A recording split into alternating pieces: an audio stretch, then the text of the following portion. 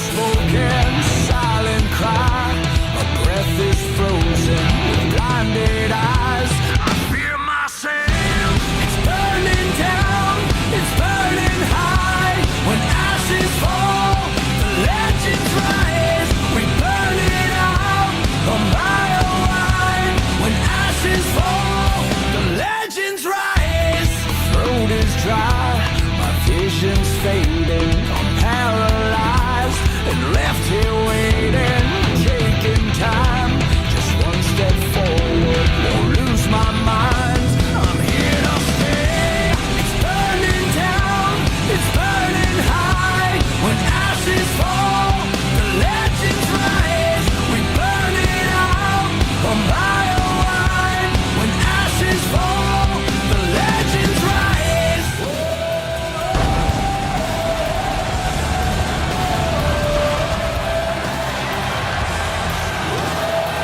Welcome everyone to IDW 2021. That's right, the reboot has happened. That means new characters, new matchups, new shows, but all the same stuff you've always come to expect. But this year is a little different. Welcome to Over the Top. And Sparks, I'd say we have a good show planned for tonight, don't you think? You better damn believe we do. I am pumped for this year. And we're going to begin things off real quick here with the Women's Over the Top Rope Battle Royale. Let's bring it down to the ring, and we'll kick this off. The following is the Women's Over the Top Battle Royal. This match begins with 2 women in the ring with another comment every 30 seconds or so. This will continue until all 20 women enter the match. You can only be eliminated by being thrown over the top rope with both feet touching the ground.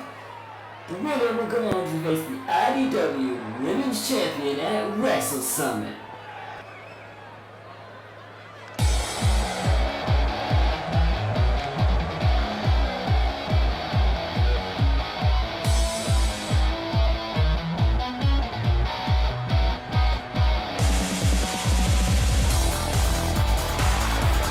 Ladies and fans, number 1 from the YouTube channel Lost Cause, Lily the Mechanic.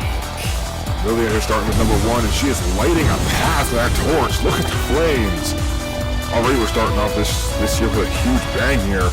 But starting at number 1, that is a tricky thing for any superstar, male or female. And Lily, well, she is one of the better ones. Maybe she can go the distance. Maybe she can pull this off. It would be quite the start for her year. After all that crap she went through last year, getting screwed out of her one-on-one opportunity against Bumpin' Winters, this would be the perfect opportunity to show up, step up, and prove herself. That's true, although let's make sure that torch goes out. We don't want that thing burning the arena down.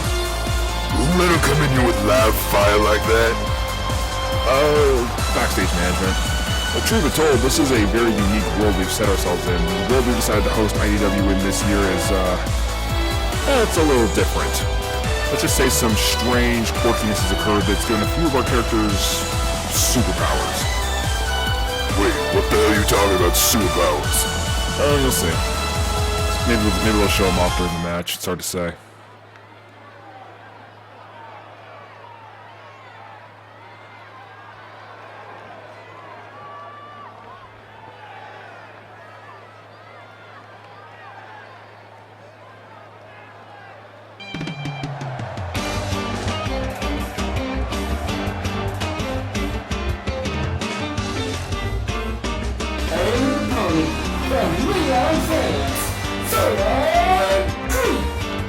It's amazing that I can now say these words. This is a former women's champion. Both these women are former women's champions. Zola Green making her way down. She had a great end to last year. She ended 2020 with a solid note on her record, but now coming in at number 2, once again a difficult number to win the match from. But she has been pulling her weight something fierce these last couple of months, so perhaps she can get herself another big opportunity against the champion. I still say it, that one win was a fluke, and a fluke, nothing more. This is gonna be over in a snap for her. I don't know, I mean, we've seen some incredible things from these people before. I mean, the Royal Rumble, especially for these kind of matches, the over-the-top rope battle royal is not something to, it's not like any other match. It's not like any other traditional matchup, because you really don't know what's going to happen. Big forearm attempt there does not get it, though, and whoa, that rope, never mind. You know, it really does hurt being right all the time. Well, that ended poorly for Zola Green, but doesn't really matter. Number 3 is coming at her. It's Rima-chan. One of the newest characters to arrive in IDW. She is actually a time patroller, a lot like Lisa. She was one that brought wrestling to Compton City and is coming in here to try and make her mark. See. Okay. You're gonna be confused at a lot of the new characters. Oof. Trying for a big kick there, but Reno quick to block it. Tries to go for something, but does not seem to get it. It's too evenly matched here. Sparks, you're going to be confused at every new character, aren't you? You would better damn believe it. I'm not gonna know a damn thing about any of these characters. I'm expecting you to fill me in on everyone. And that's kind of what I'm done here for. Building over the ropes here. Could be going out here. We've got another person coming at number 4. It's Danny Vega. Beauty, brains, and a black belt. That is the MO of this woman. Despite having a mixed 2020, I can see her, maybe this could be her year. You say that every year, Doc. She's been here for 3 years now. Well, I guess this would be her 3rd year. If she doesn't pull her head out of her ass now, she ain't never gonna do it. That's a bit harsh there, Sparks. Anyway, Vega coming in here. These sort of 3-person, whenever it's an odd number of people here, nice block there from Reno with the knee, but whenever it's 3 people like this, you never quite, it's hard to tell where anyone's going, where the momentum's going to shift to, and Reno quickly proving herself right here in this match. What is happening? Number 5 came out, and I know that music like anyone else. Sparks. Green lights. No, do not tell me she's back. Crawling out of the ground like some sort of zombie. It's Belladonna. The leader of the Daughters of Medusa with a sickly green hue coming out of that lantern. It's clear Belladonna's she is not the same woman we saw last year. This is something else. Something quite disturbing indeed.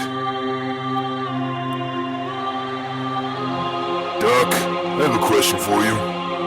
Yes? Can a robot piss itself? I mean, I don't think you can. I don't think you have anything that would allow you to do that. Unless, maybe oil? That's relieving to hear. Were you about to like oil yourself? I do not like this woman Belladonna at all. Well, you don't have to focus on it too much. We already have number 6 coming out. These come out really fast. It's Tripitaka. Okay, who and what? Powerbomb there by Belladonna. Tripitaka. You want to get Belladonna out of here, what better way than some legendary hero? In her own dimension, Tripitaka is a powerful warrior, one that has saved her dimension countless times.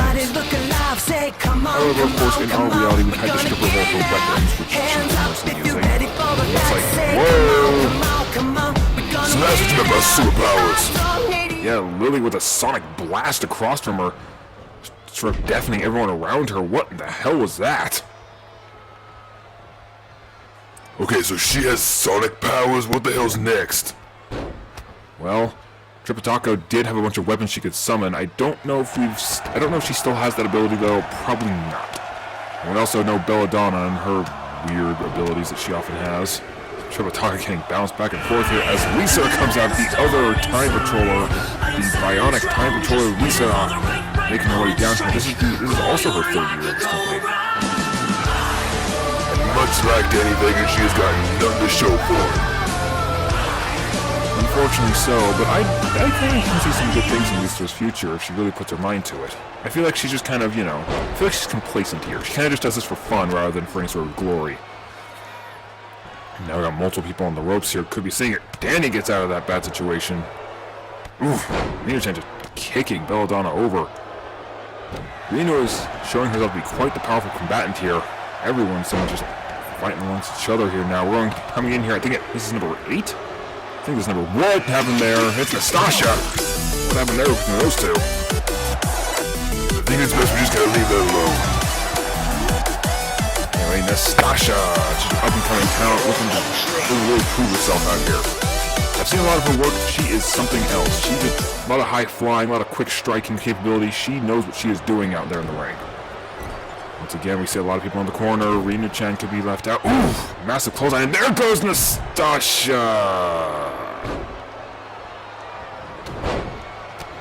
Man, you have been wrong like all of these guys. Seriously, every single person that comes out you think is going to do well, they immediately get eliminated. How do you do the next one? Tell me what the next one's going to be like. Wow. Oh, it's Anne Bonny, the Pirate Queen. Admittedly, on this one, I'm not sure. Anne Bonny never really put herself out there too much last year, although did put a perfect performance over at the Ace in the Hole pay-per-view. So it's really hard to tell where she's going to lie in this year.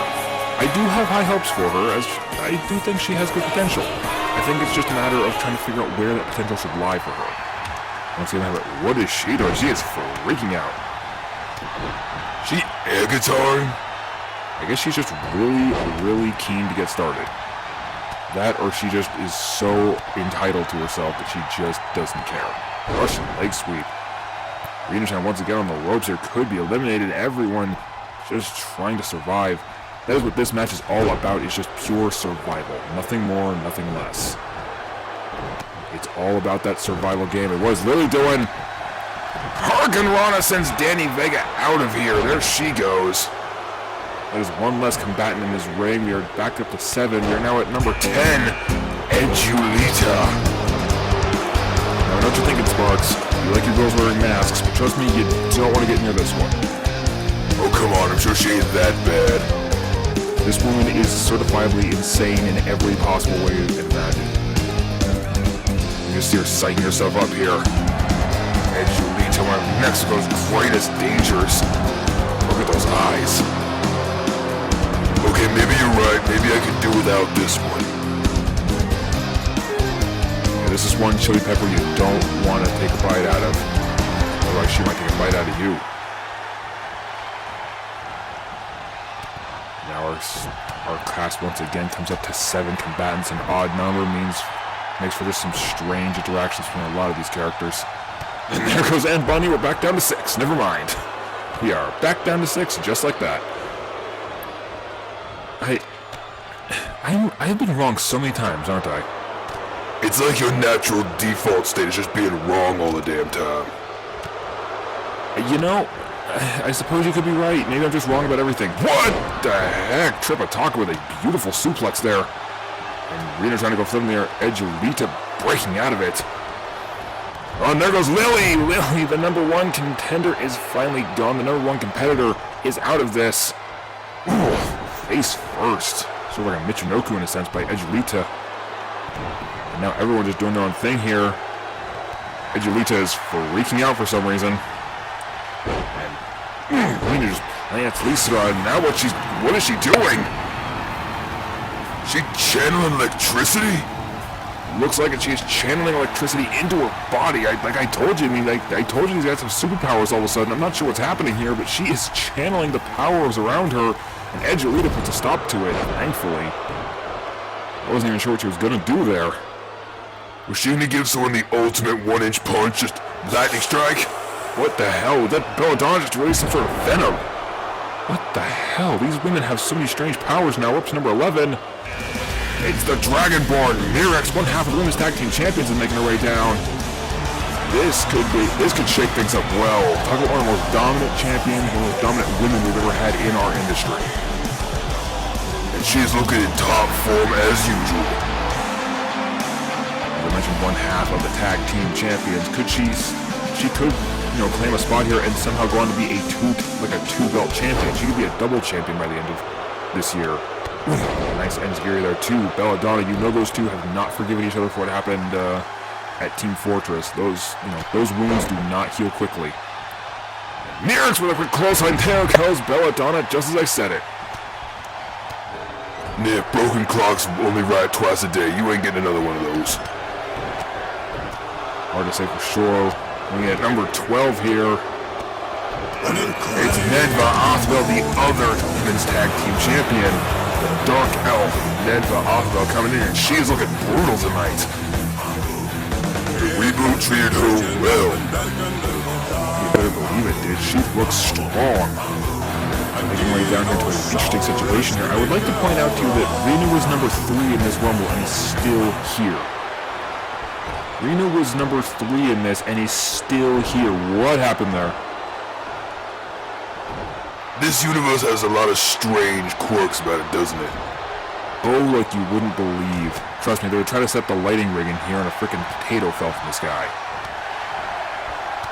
You just made that up. And maybe I did. Oh, snake eyes off the ropes there. Rena gets out of the way, whatever that could have been, though. Number 13 is Heather. This is an interesting character. Does she have a paper bag on her head? Yes. Yes, she does. I'm not sure what to think of her. She doesn't talk. Ooh, powerbomb. And a knee right in the face. That knee by Lisa. The tag team champions going after one another here as well. It's every woman for herself in this thing. But yes, I'm not sure what to think of Heather. She doesn't speak, so we don't really know much about her. We only know her name's Heather. There goes Tripitaka. We only know her name is Heather because she told us so. Like she didn't tell us. She wrote it down for us. Otherwise, not entirely sure what to think about her. Ooh, huge leg drop of sorts onto Heather off the middle rope there. Tripitaka, as I mentioned earlier, is eliminated, as you can see in the corner. We're looking at number 14, I believe, coming out now. Evening us up to number 7 again. Oh, never mind. There goes we're going up to 6. It's Grace DM, the Dungeon Master. And she's carrying a foam sword. It's called LARPing, Sparks. It's a common trend. Grace, the Dungeon Master, an avid D&D player, as evidenced by her shirt. She's here to show that nerds and LARPing are real training, and she's here to show us exactly what she's capable of. She's going to grab her Edgelita as well, trying to see what she can do here. Myrix with a backslide driver right onto Heather. Myrix now helping Grace out here, trying to eliminate Edgelita. Could they get rid of her? There she goes. Edgelita is eliminated. We have 5 people left in this ring. Big takedown there by Nedva Othwell, who's still proving herself to be one of the biggest powerhouses in this match so far. Oh, and Lisa, though, just pounding away at Gray's Beetle Toss. Showing she has quite a bit of strength in her, too. This field is filled with some rather strange women. Reverse DDT. Myrix could be on their way out of here. Grace looking to help. Grace looking to help Lisa to eliminate Myrix. It's every woman for herself. Remember, there are no partners. Your best friends become your greatest enemy, and your greatest enemy become your new best friend. These kind of matches are freaky that way. That they are. You can never really expect what happens. Every new person could be a just brand new face, someone you used to know, someone you know now. The unpredictability makes these matches extremely unique. Drops the elbow into Grace. We have our next person coming out, number 15. So I'm going to shake up this quintuplet here. It's Lev. The Russian roughhouse is back. Back and in full force by the looks of it. Yeah, it does. Rocking a sweeping jacket, too. Lev had a very, very shoddy 2020. Loss after loss, plummeted the momentum down to the ground, and a rushing strike here. You see that by Nedva, just a rushing strike. But it's just one thing. It's like these reboots, man, they change everybody. It doesn't matter how strong you were last year's Spinebuster. It doesn't matter how strong or weak you were last year. The reboot can change all of that in an instant. Lev may have had a subpar 2020, but she could have an excellent 2021. Myrix with Heather. Hurricane Rana sends her out as we get number 16 in here. Joe Richter. The German earthquake. Joe Richter. One of our more promising new candidates out here. Look at the size of this one. This really looks like she could break you in half, Doc. You know, she probably could. She probably could, and I'm not sure if I could be able to do anything about that. Big boot there by Lev. And this field has got some interesting fighters in it now. 2 big powerhouses, the tag team champions, and a couple of wild cards in the mix. Joe Richter with immediately trying to eliminate the tag champions. Both tag champions are on the ropes. Could they both be eliminated here? And there goes Nedva right away. There goes Nedva Othwell eliminated by Richter. But Mirek stays in this match.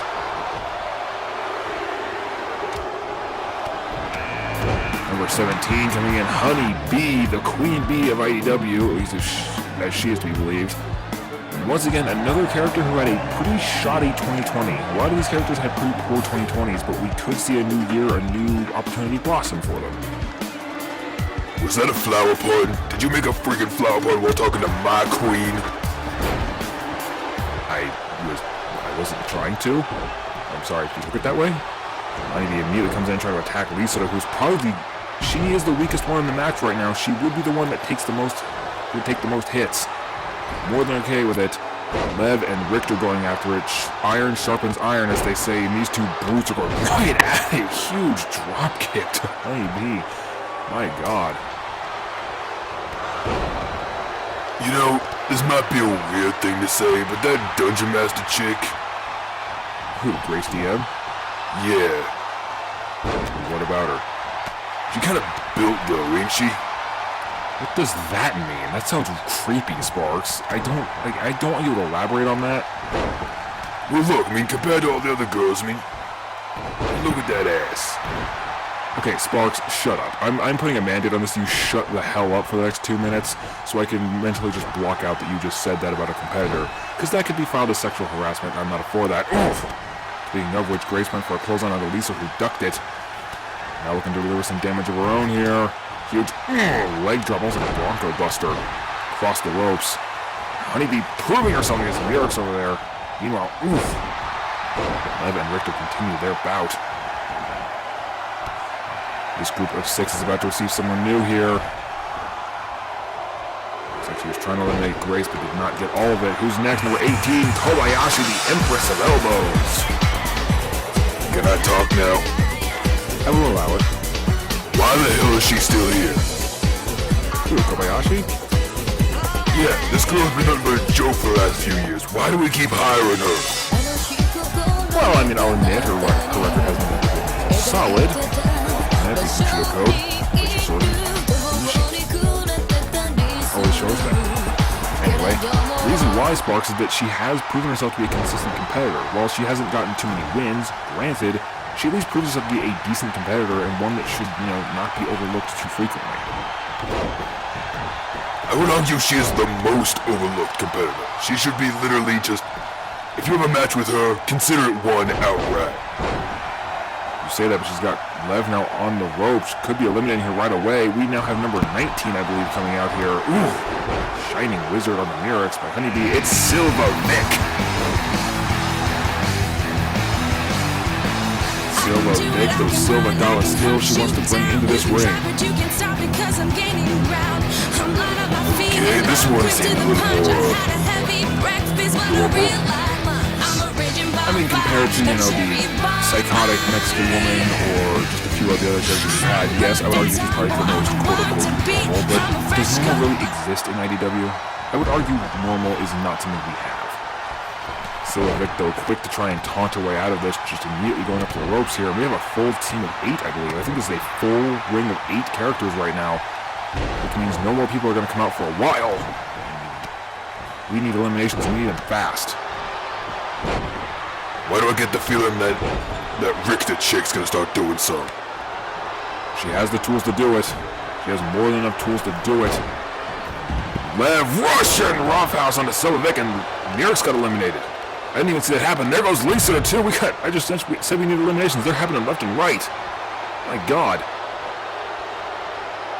Mireks and Lisa both got eliminated quick.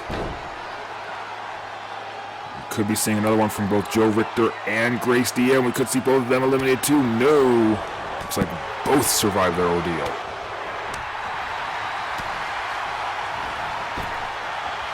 I hate the fact that you're partially right and partially wrong half the time. Like, half the time your predictions are complete dead wrong and happen within seconds. Other time you literally act like you're predicting the damn future. Hard to say for certain, but these 6 women alongside whoever number 20 is are the finalists in this match. One of these women gets a guaranteed shot at the women's champion, which currently right now resides as Buffy Winters. Look at Grace DM. Nat 20. Nat 20 on the Honeybee. But yes, one of these women plus the whoever number 20 is gains a guaranteed opportunity at Wrestle Summit against the women's champion. Currently that is Buffy Winters, though she does defend that leader tonight against Hannah Lecter. It's hard to say for certain who wins and who loses this scenario. One of these women could go in, one of them could win it all. Lev is pushing on Richter, trying to get her out of here. Richter fights back. Looks like Honeybee could be on her way out too, as could Kobayashi. All these women trying their best, just pushing with all their might, trying to get anyone eliminated, but no, Honeybee breaks out of it, as does Kobayashi. None of these women want to give in, even for a moment. One false move, one misstep could lead you out of this match entirely and away from the opportunity, and here comes number 20, Joe Richter scale! Shook the whole ring with that one, and here comes Elda Shear. Now this chick looks intense. Look at those eyes of the Orc Chiefess. Elda Shear does not play nice. She means business tonight. She does this for her tribe, her clan. Ooh, money splash there by Kobayashi. That was very impressive, actually. Elda Shear tries to come in here, the Orc Chiefess, the last minute entrant into this Battle Royale, meaning that one of these women, now guaranteed, one of these women is the winner. One of these women will be the winner of this match. And Elda Shear quickly tosses out Honeybee just like that. And another sunset flip there by Grace. Unfortunately, you do not win via pinfalls in this match.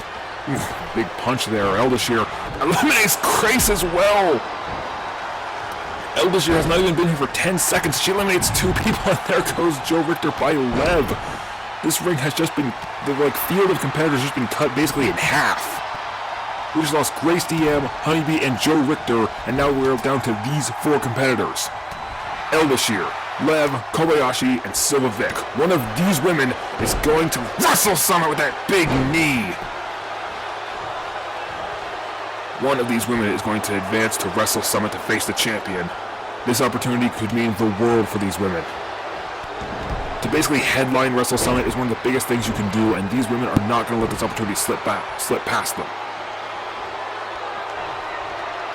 These kind of matches are not all about brute strength, agility, or any sort of technical skill. They're all about your ability to survive, to adapt, and to conquer. The most unlikely people can win, the most likely people can win. It's all unpredictable, and no one knows a damn thing what's happening. Silvavec, swinging neckbreaker. Now handstand splash. Very unique offense. In many respects, it's hard to say who can and cannot win this match. You have 2 great powerhouses in Elda Shear and Lev. You have Kobayashi, who has proven herself to be a scrappy little underdog, being able to win the Ace in the Hole briefcase. And you have Silvavec, a completely unknown entity. You're dealing with forces we have no idea how to expect here. Lev, though, has Elda Shear in the corner. Pushes her off. Clothesline! There goes the Orc Chiefess, just like that. Now going right after Silvavec, trying to eliminate her too. Kobayashi taking a small breather on the ropes. Probably not the smartest place to be, but went for another chop block. Does not get that one though. The field is now down to 3. Silvavec though, setting Lev up. Got her on her shoulders. Silva Dollars!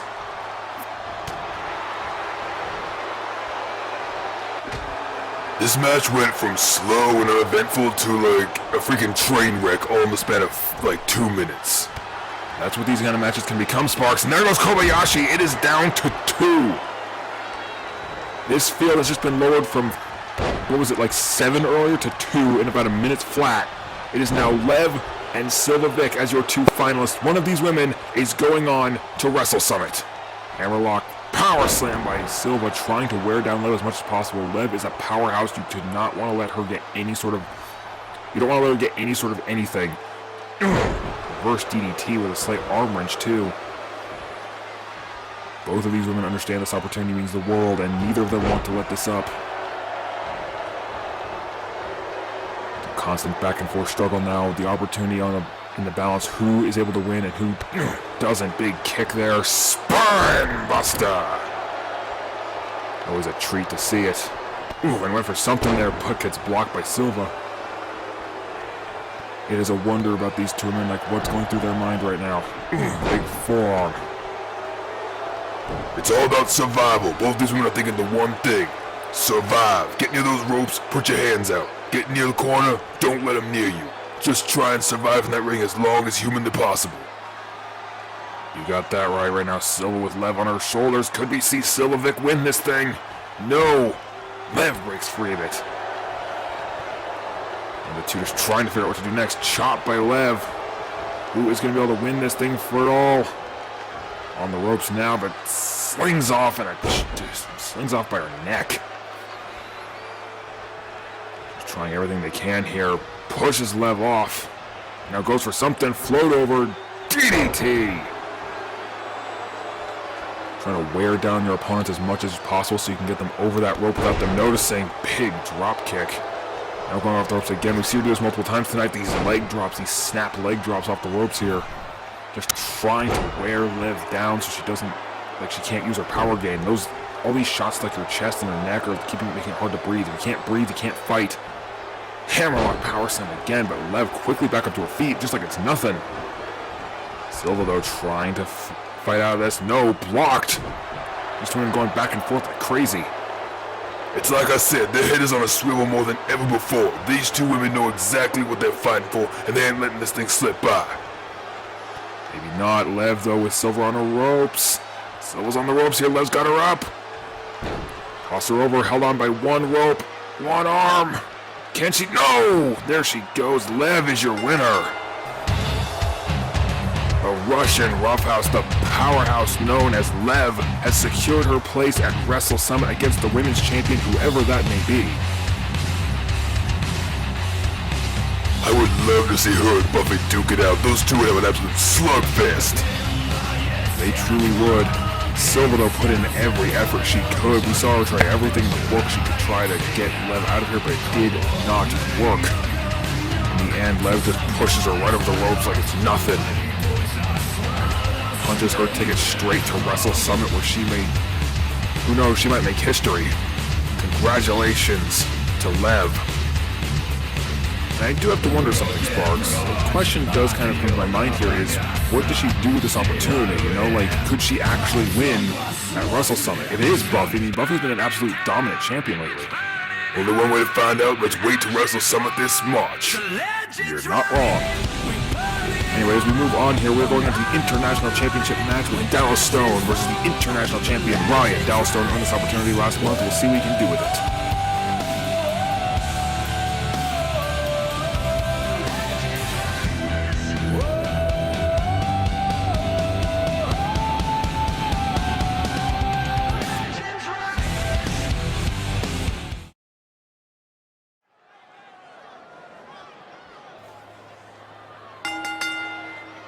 The following contest is scheduled for one fall.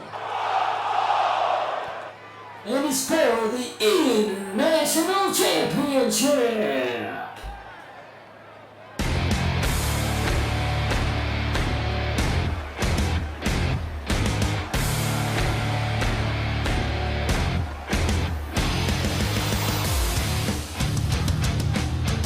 Introducing first, from Portland, Oregon, Dallas Stone.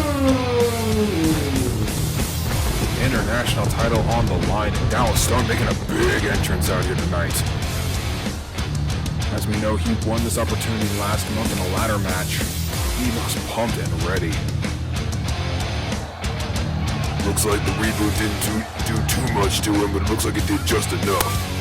Yeah, he looks stronger than ever, and he looks ready to handle this. But granted, is he ready to handle someone as strong as the monster, the Lucis Notori, Ryan? I mean, this guy has proven us wrong time and time again. This guy has done some pretty crazy stuff ever since he started doing his career. We've seen this happen. He's a former over-the-top Battle Royale winner. He's a former international champion in his own right. He's a former US champion. He's a former world champion. This guy has done everything in this company. If anyone can do it, it's this guy. You may be right there, Sparks. The Prince has shown us incredible stuff in time, but when the going gets tough, Dallas Stone has shown us some insane stuff before.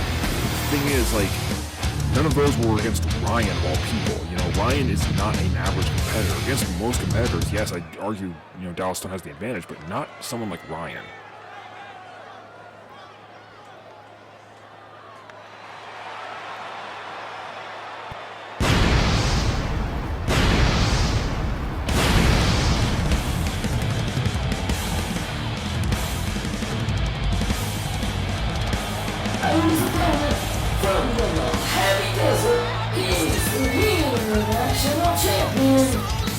Lucis Natore.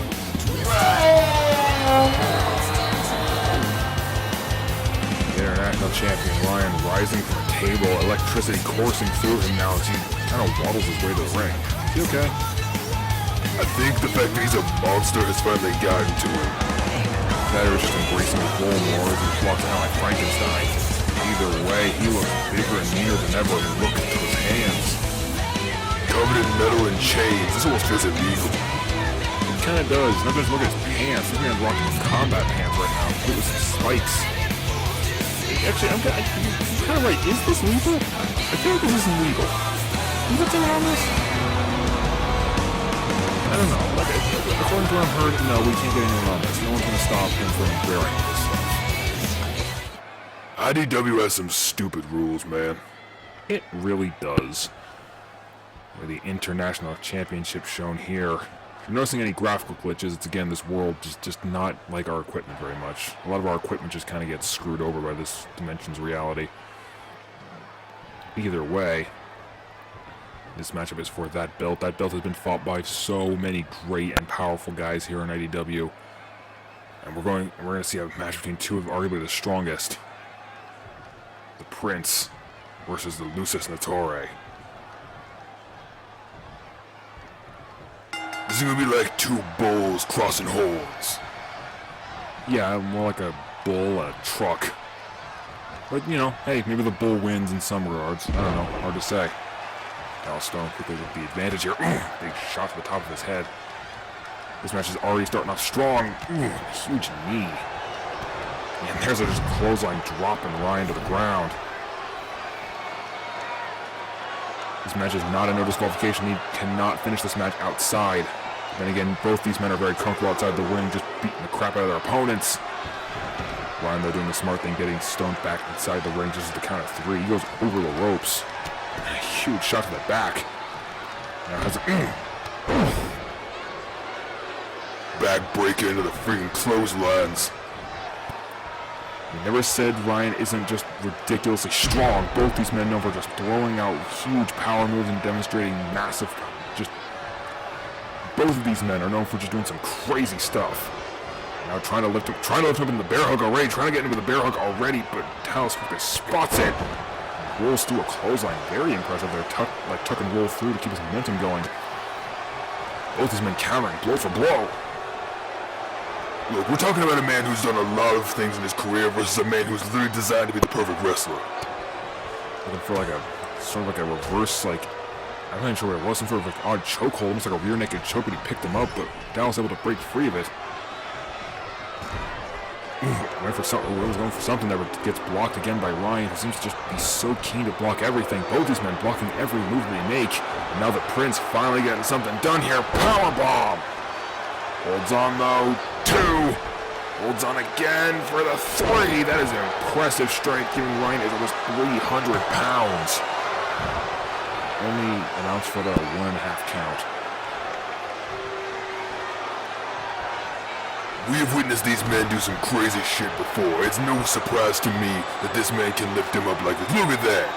Firstly, language. Secondly, super bomb. 1, 2, no kick out. Should expect nothing less from Ryan. The man can take damage like he takes it like a brick wall takes a breeze, man. That thing, he just does not budge. Made of a stone, it seems. Gut wrench. Powerbomb, another one. Come on, Doc, it's a new year. The least you can do is let me, say my favorite words. What the hell was that? Picks him up. What the? Whoa! Firstly, no, I'm not letting you swear on this show so long as I am standing here. Secondly, big body splash missed. What was that? He looked like he was picking up for a powerbomb, then a suplex. Just a hammer fist. Picked him up for a powerbomb, then into a suplex, then into another powerbomb. That was insane. I've never seen a combination like that before. Stone really has been training recently. Training with those knees, especially those powerful knees of his, striking Ryan's head and causing him to bleed. That's what that red flash means. Now we're back on the outside again. This match cannot finish out here. If Stone wants that championship, he cannot keep Ryan out here.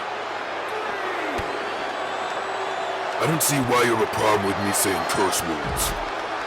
Like, seriously, Who the hell's gonna hear me say it? Up to a count of 5 here, and you never know, Sparks. I just prefer to keep the show a little clean. You don't have to swear like a sailor every freaking show. I will do as I damn well please. You are not the boss of me.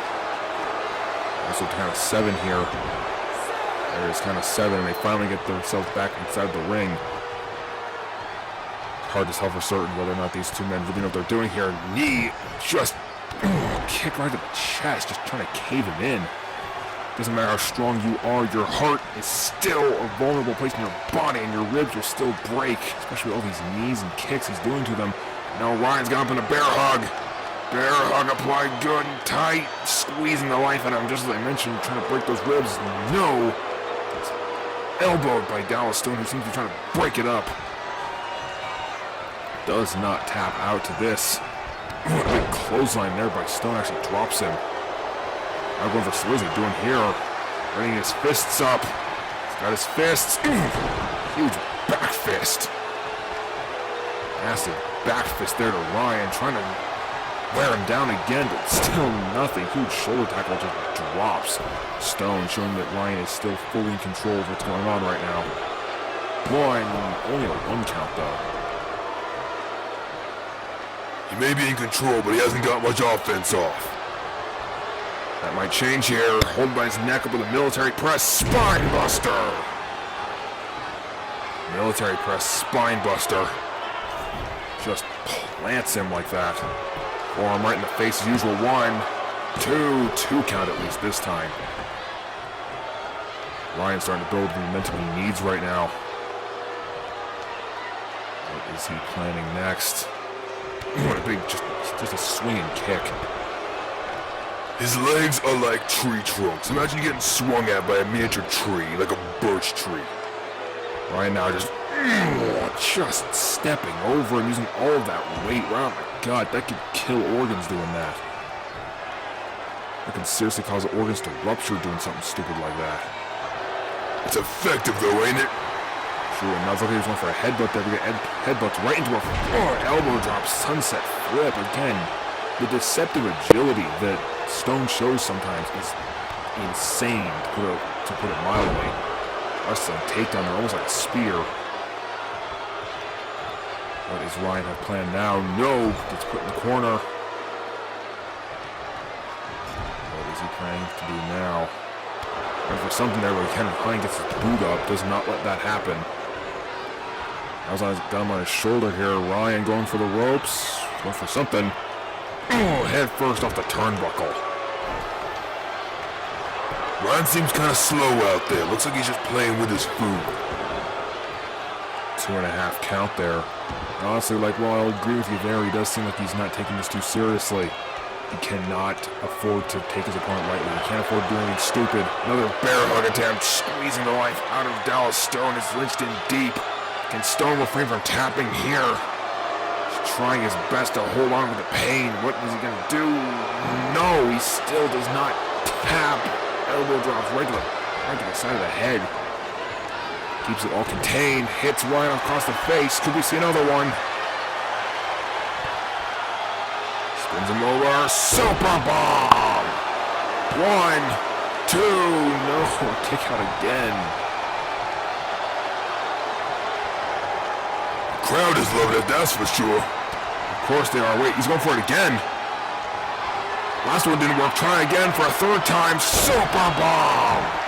Oh, but a rope break stops it. Stone is just delivering haymakers after haymakers after haymakers, just trying to get him to stay down, but Ryan refuses to quit.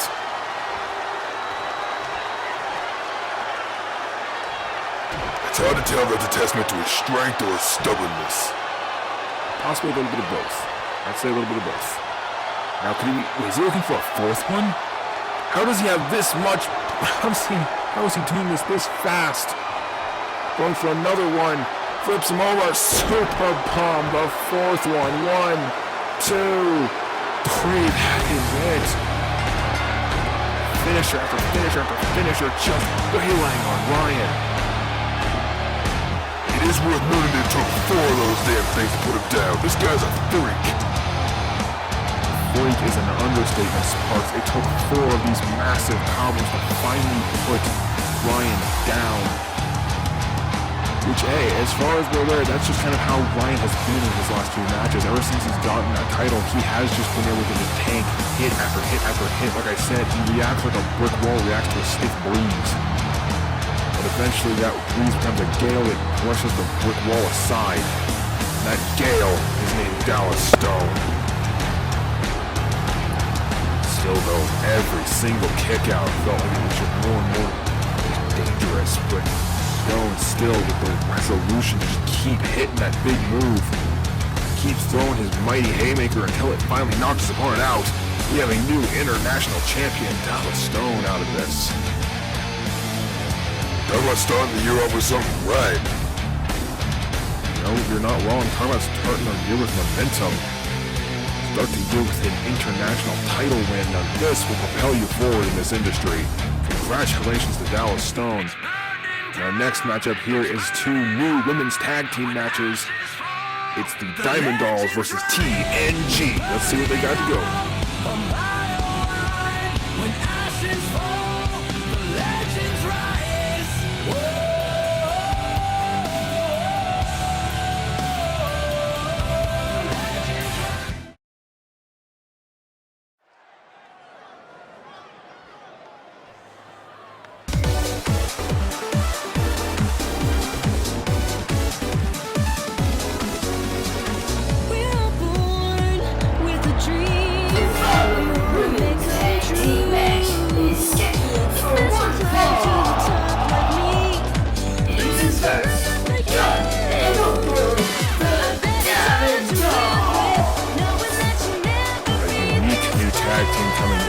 IDW, the Diamond Dolls, your dime a dozen, entire little blast as far as I see them. You're just mad because you can't have their style, their money. You don't have what they have. What a bloated sense of entitlement and self-worth. Like I said, you ain't got nothing they got. These guys got the fashion, they got the money, they got all the respect. Yeah, they have self-respect. Too much of it, if you ask me.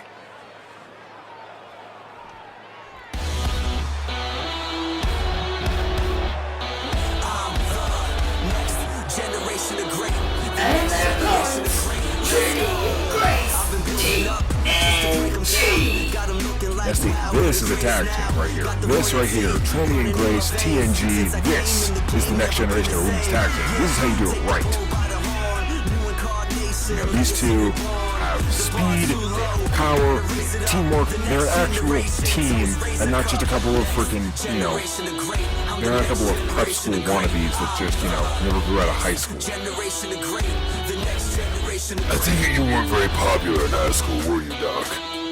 No one knew I even existed, so no. That figures. See, if you were like them, if you were like what Opal and Garner were like, then you would be just like them. You'd be all full of yourself. Oh, so you admit that they're full of themselves. They have a right to it, though. Unlike you, they have an absolute right to be full of themselves. They have the money, the power, the influence to do that. These two, what are they? Come on, no one. The Diamond Dolls look right past them. Perhaps so, but it's never a good idea to look past anyone in this division. Matchup underway now. This matchup is for a title opportunity later down the line. Whichever of these teams wins will go on to face the IDW Women's Tag Team Champions Mirix and Nedva at a later date. When, we're not entirely sure, but it'll be sometime later. Meanwhile, right now, it looks like the Diamond Dolls are starting to take control here. Trinity and Grace sending her off. Opal sends right to the ground here with a leaping clothesline. Opal sent onto the ground. And, I guess I have to admit one thing about the Diamond Dolls. I mean, you gotta give them credit. Their branding is on point. I mean, they're named Diamond Dolls, and both their names are gemstones. You can't argue that. Ooh! Shoulder tackle sends it right to the outside. You can't argue that their branding isn't on point. Yeah, meanwhile, Trinity and Grace over there can't even come with a new name. It's literally just their initials. Well, it also stands for the next generation, because they say the next generation of tag teams. Oof, double chop there and slings by the hair. Nothing pretty about that offense, but it's certainly effective, if nothing else. Count of 4 now. These two need to get back in the ring and fast. Count of 5 now, still fighting back and forth. Sends her into the ring. And a 6 now. She needs to get back in. Opal manages to get in as Trinity starts to get back to her feet. Put a stop quickly.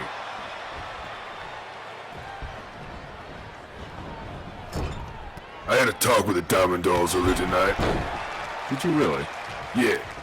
They were in their dressing room. They were drinking fancy martinis, enjoying the finer things in life. Then as I'm walking past, I see TNG in the standard catering hall. You know what they were eating? Enlighten me, Sparks. I'm so curious. These two idiots were just eating basic-ass macaroni. I like macaroni, though. Like, what's so wrong with macaroni? It's pleb food. Sparks, you don't eat. What the hell do you care? That was a nice splits leg drop there. That takes some flexibility. If nothing else, I can give him credit there. That does take some serious flexibility as Garnet now comes in with that red hair. Tries to go for a clothesline, kind of just clips her though. But yeah, like, Sparks, what's so wrong with it being, like, I like macaroni. What the hell's the problem? There's a reason you like it. It's pleb food. You're a pleb. You don't even know what that means. You're just saying it because you heard them say it, aren't you? Spine buster. There's a recovery here. Could this be one? Not even a 1 count, actually. This ain't over yet and you ain't dodging my question. What question? Like, you haven't asked a question yet, Sparks. I'm asking you one simple thing, Doc. Why don't you enjoy the fancier things in life? As you said, I'm a robot I can't eat, so it's a little hard for me, but why don't you do it?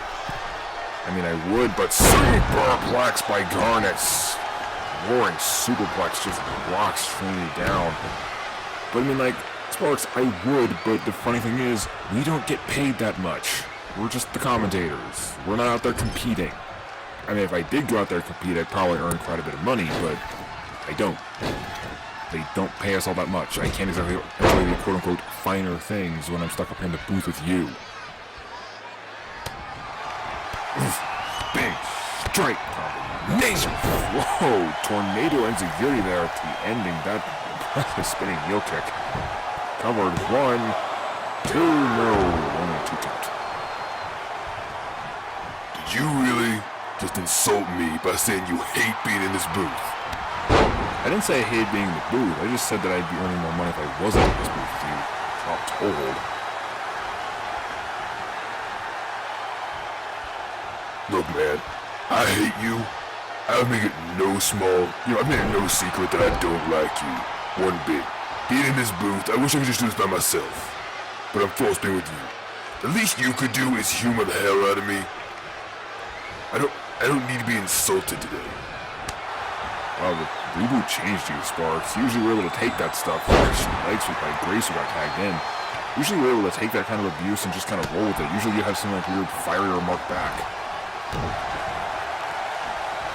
Maybe the reboot did change me. I don't freaking know. All I can tell you is this. I still have my opinions, I still hate you, and I'm still gonna root for the people I root for, but I don't need your crap. Trouble enziguri by Grace there. And I guess I'm sorry, I'll try and let up on that.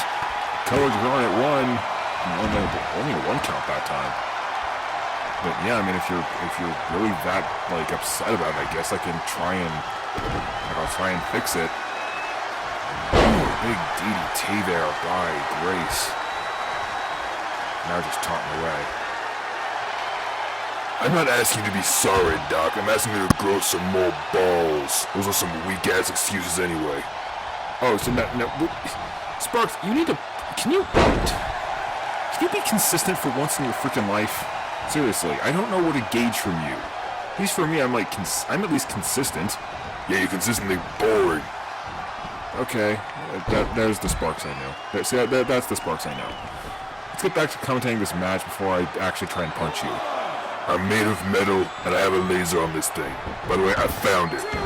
You punch me, it'll be the last damn thing you do. See, that is what I've been waiting for to hear from you. Thank you, Sparks. Opal gets tagged in, tries to go for something there, but Grace quickly stops it, backbreaker, and stretching her across the knee, just bending that spine backwards. The spine is not meant to bend like that. It's hard to say now that Garnet's been basically kind of put out of the match for a short time here. It's hard to say what's going to happen next with these two. Opal sent into the corner, though. Is Grace? No! Grace has something planned over Opal. Quickly puts a stop to it. Grace tries to fight back. And belly to back suplex. Despite being like not so much the quote-unquote fighter of her team, Grace is putting in some great offense. She's a looker, not a fighter. There's a difference. See, this is what I've been missing. What happened to that, Sparks? Seriously, you like, finally I'm getting him back. You're insulting me, you're being weirdly creepy along on the girls. This is more of what I was expecting from you, Sparks. I'm happy to see you back. Screw you. Thank you. Snapmare and a kick to the back of the neck by Trinity. Now starting to go up to the middle rope. What is Trinity thinking? Oh, body splash, preventing the tag. Very unique method of doing it. Not one I've seen in a long time here. Picks her up. Spine buster. A very slow version of it. Opal quick to get her feet up there, trying to kick away. And Garnet brought back in. I'm not sure how smart that is to bring Garnet back in so soon. She was pretty roughed up earlier. Still is trying her best here. Sends her onto the ropes. What does she have planned now? Ooh! Huge shot to the forearm. That's a slap to the head. What is she doing? Oh, just rapid stomps to the side of the head. Just face first on the mat. That is creative. Only the finest train. These two were trained by the best, paid for by their parents' money. Of course it was their parents' money. They didn't have any money of their own. They don't need to. They have all the money they ever want. Why would they even bother to work? Headbutt. Well, if they're as thick, if they're thick as you say, then yeah, that thick skull is going to be enough to bash in anyone's head. Grace gets tagged in again. Grace comes in here to try and help defend her team. Ooh, went for something, but gets a hip toss. Garnet just trying to make herself look tough. In reality, she just, again, looks more like that one girl in high school who thought she was popular, but everyone just didn't exactly like her. Stretched across the ropes, though. If nothing else, Garnet is proving herself to be a much more competitive fighter than her tag partner, Opal. Both of them getting back into the ring here. Ooh, huge shot there, trying to work in some sort of offense between these two teams. Garnet, though, gets out of that. He just yanks her down by her shoulders. Again, not the prettiest offense, but it's doing its work. Fist drop as well. You don't have to be fancy. You don't have to be pretty. You just need to get the offense done. Doesn't matter how pretty it is, as long as it hurts. Not long there. That's another twisting insecurity there.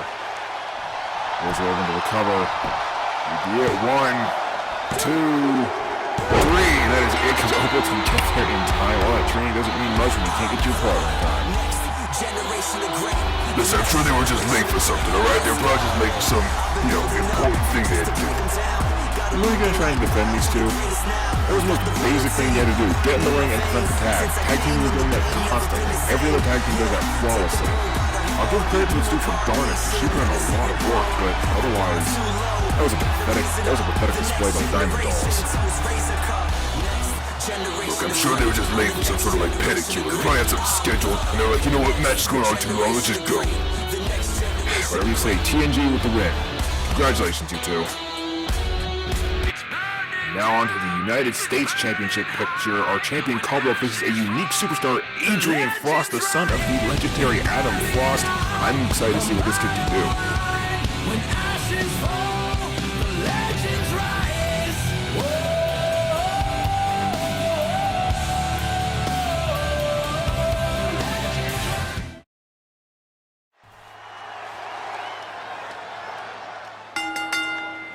The following contest is scheduled for one fall and is for the United States Championship.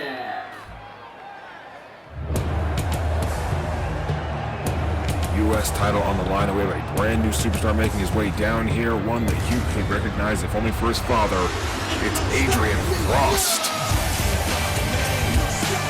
son of the legendary Adam Frost. Frostomania is hit second generation, second title wave.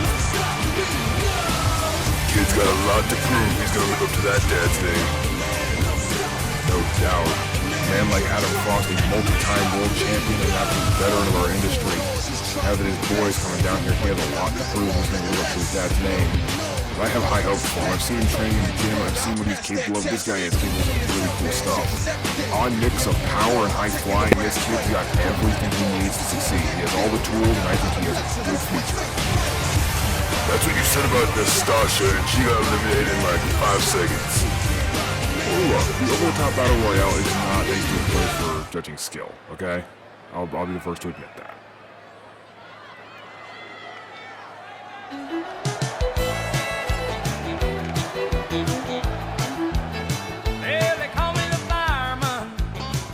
We'll say this though, if he has anyone to prove himself against, the U.S. champion Caldwell, who's still on a hot streak, no pun intended, is more than a good opponent for him. I mean, this guy has beaten everyone who's come in his path ever since he came back in June. You can't really argue this guy's been blazing a trail across everybody. No one's standing a chance. As much as it pains me to admit it, you're right. This guy has been kicking everyone's ass and no one stood a chance. Still though, if there's anyone, the son of Adam Frost, if he's gonna prove himself against anyone, you might as well go against someone who's, a known champion. Too right. Caldwell has proven himself more than worthy of that title belt he carries around his waist. If anyone's gonna try and take it from him, I'm more than happy to see the flesh and blood of Adam Frost of all people to try and take it. This is gonna be good.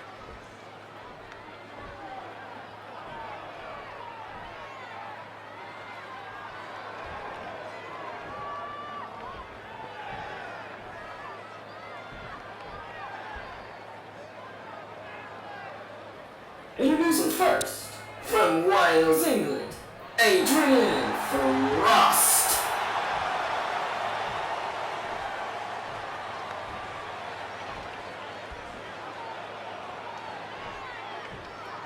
And his opponent, from Austin, Texas, he is the United States champion, the founding Caldwell.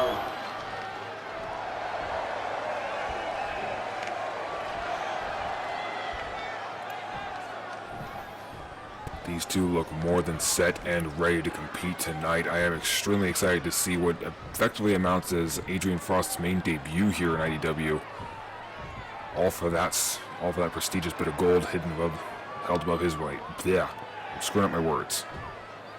Maybe it was a bad idea to make the backstage area a freaking bar, Doc. You're drunk off your ass. I am not. Heading to one. Match underway, and Caldwell immediately put hurt on him, brushed the legs from him, immediately trying to take control. No collar, no tie-up, no test of strength. This is just a mugging at this point. No. Adrian Frost quickly breaks out of it. Backbreaker, pendulum backbreaker. Trying to prove he's no pushover in this. Got him hooked for this. Huge powerbomb. One that rocks the ring. Like I said, a mix of power and high flying capabilities. Adrian Frost is something else. Goes for this Falcon Arrow. Kid stepping on the gas pedal, something fierce. I think he needs to do that if he's going to beat someone like Caldwell. He's going to need everything. He's going to put that gas pedal on. He's going to have to go 120 miles an hour the whole damn time. Oof, huge rocking punch. You don't really get anything better than that, though. I mean, you can try your luck, but you don't beat just a waylaying punch like that. Caldwell's just telling him to bring it. Like, Caldwell's never been one for, the taunting type. That felt a little dirty. I think he's getting cocky. I think he's getting confident with himself. Super kick there by Adrian. Showing he has a bit more of a unique set of styles. Michinoku goes for the cover off that. Not even a one count, though. This is far from over. And I'll agree with that one thing, and you do need to have, he just needs to be going. He can't slow down for a minute against Caldwell, because the moment he does, he's getting out-muscled. Caldwell has beaten people stronger, tougher, and faster than him, so he has to be... Adrian has to be a little less show-offy right there. This guy just dropped to his knees and kissed his bicep like an asshole. He did, but then again, he is, this is something new to him, and now looks like Caldwell's paying him back for it. Boom! Kind of paying him back for the taunting, but he went way too hard, and that's what you get. You don't taunt in IDW, because that's what you get. Because the barricades here, two are fighting on the outside. We're up to a count of 4 now. What is with these title matches and everyone wanting to go to the outside? You realize you can't win the title from out there, right? Adrian, though, resets the count so the two can continue fighting. It's just, why do they keep doing this? Listen, there's a lot of things out there. Barricades, the stairs like that, Jesus. Ace first on the stairs from that flapjack. Yikes. Go on. Like I said, there's a lot of things out there that hurt like hell. You have 10 seconds to make your opponent hurt out there. You have everything in your power to do it, you do it. Count of 6 now. Caldwell's still taunting with a storm here, trying to get back at Frost for what he's done here. Slamming against the stairs again. We're up to a count of 8 at this point. These guys have to get in this ring now, otherwise this match is over. Count of 9. And Adrian once again resetting the count so he can fight on the outside. That is really good instinct on his part, just reset the count like that. I mean, his father is one of the best the business ever bought us. So, not hard to say that something like that would translate. Fireman's carry slam. The fireman doing, of course, what he knows best, carrying people on his shoulders and putting them on the ground as hard as they can. And I suppose you're right. I mean, when you have a father like Adam Frost, you have to imagine some of that ring IQ would have translated in some degree, but still. Big right hand by Caldwell. What is happening here? Oh, he's going for it again. Top rope. Jesus! Top rope slam, goes for the cover, middle of the ring. 1, 2, no! This kid's out to prove himself, and he is not letting anything put him down. That is nothing but heart right there by Adrian Frost to try and survive all that. Nothing but pure heart right there. What's he going for now? He's got him hooked. Sends him into the corner. I'm on the ropes. What are you doing here? Running kick. Whoa, caught him. What the? Whoa! That is what I like to see in IDW. Fresh, new offense. Yeah, new is right. What the hell was that? Now on the top rope here. Avalanche, the Avalanche senton. Now going for it again, going up to the top rope a second time. What's he doing for here? Huge elbow drop to the heart. Frost is not letting up now. Time about putting on that gas pedal and putting it on hard. Boot to the face. All this offense, we've not seen anything like this before. Snap suplex now, floats into the cover from this. And a rope break, his foot was on the rope. I hope we see more things like that from our other future superstars. I hope we see more unique and interesting blends of stuff. What Adrian just did there was nice. What he's doing right now is nice. Whoa! This with the attack there, going for a rush of strikes. Apparently he's a striker too. Jack of all trades, master of none, I suppose, when you think about it. Sends him to the corner now. What is he going for here? No! Did not get whatever that was. Neckbreaker by Caldwell, though. Caldwell's finally out of all that offense, finally able to, throw a few punches of his own. Backbreaker again, the pendulum backbreaker. Both men have been doing that a lot this match. Frost, though, sends him into the corner. What does he have planned for him? And here's whatever it is, Caldwell's not letting him have it. Bulldog! And that Bulldog has caused him to bleed. That Bulldog was going to have to split him open. 1, 2, not enough. Checking his head, you can tell he's bleeding and he's not happy about it. The human body can only withstand so much. I mean, you saw what happened. He got face first into those stairs. I'm surprised he's not been bleeding this whole time. You're not wrong. Whoa, ball forearm! Huge forearm from the ropes, turning that into a good situation. Turning what should be something bad, something good. Michinoku. Adrian Frost is learning on the fly over here. He's learning as he fights. This is crazy right now. Now he's got him again. He's looking for it a second time. That avalanche senton. But Caldwell gets right back up and doesn't let it get to him. Only for Frost to once again go for that clothesline, trying to put him down for good here. Try everything he can. Elbow drop does not connect. Caldwell goes to the cover off as one. Only one count though. Say nothing else about these two men. These two are putting on a clinic right now. They really are. And the Uranagi. Uranagi plants him like he often does. Caldwell may have changed his look, but his moves haven't changed one bit. Still hit just as hard. 1, 2, 3. That is it. Just dumps him. I'll agree with you, Sparks. Take nothing away from Frost. That man put in every ounce of fight he could in this. He took everything that Caldwell gave him and kept fighting. Not just fight, he fought like a man out there. I'm excited to see what this scrawny little runt does next. As am I. He turns... Talk about adapting on the fly to half the stuff he was getting hit by. You know, he would just counter one move and turn it into 3 more. This guy was just a human highlight reel. But made one too many fatal mistakes, went to the well one too many times, and that sealed his downfall, unfortunately. Caldwell with this impressive Uranagi just spiking him. That was enough to pick up the 1, 2, 3, and Caldwell has secured his title win. That hot streak ain't ending. That hot streak isn't freezing over this time. Man, can you not do puns every damn time? Come on, dude. I won't do as many puns as I damn well please. I'm gonna give you the cold shoulder after all. Oh, come on, don't make me feel cold towards me. Please stop. Fine. Next up on our card here is the IDW Tag Team Championship match. Vertical Horizon takes on a new team, Bleeding Sledge. We'll see how this goes. When ashes fall, the legends rise. Whoa.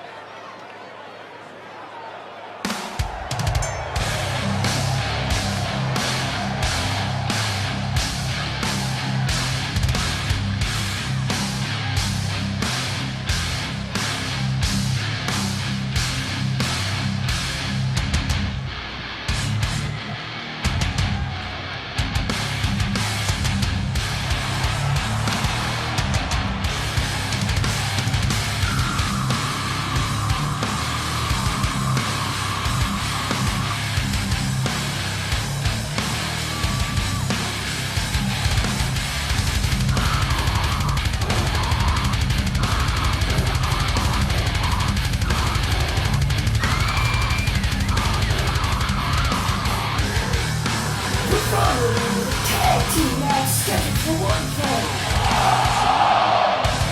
And it's for the IDW Tag Team Championship. And it's in first. It's a fellow kid. Bleeding Sledge. Kansas on Lokier. Kansas is the one with the long red beard. Lokier, the one with the brown hair. We kept quiet because we wanted you to see what that was. Just that amount of just sheer presence that these two bring to the table. Bleeding Sledge is here in IDW. I gotta say, these two look like proper champions right here. These two look like they're gonna hurt someone.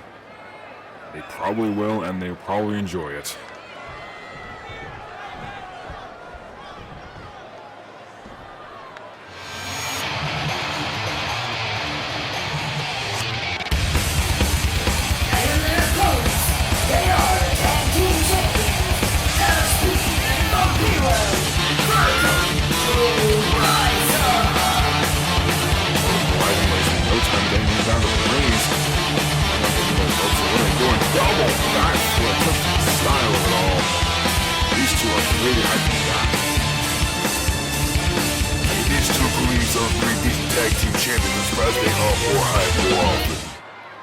You're not wrong. These two have...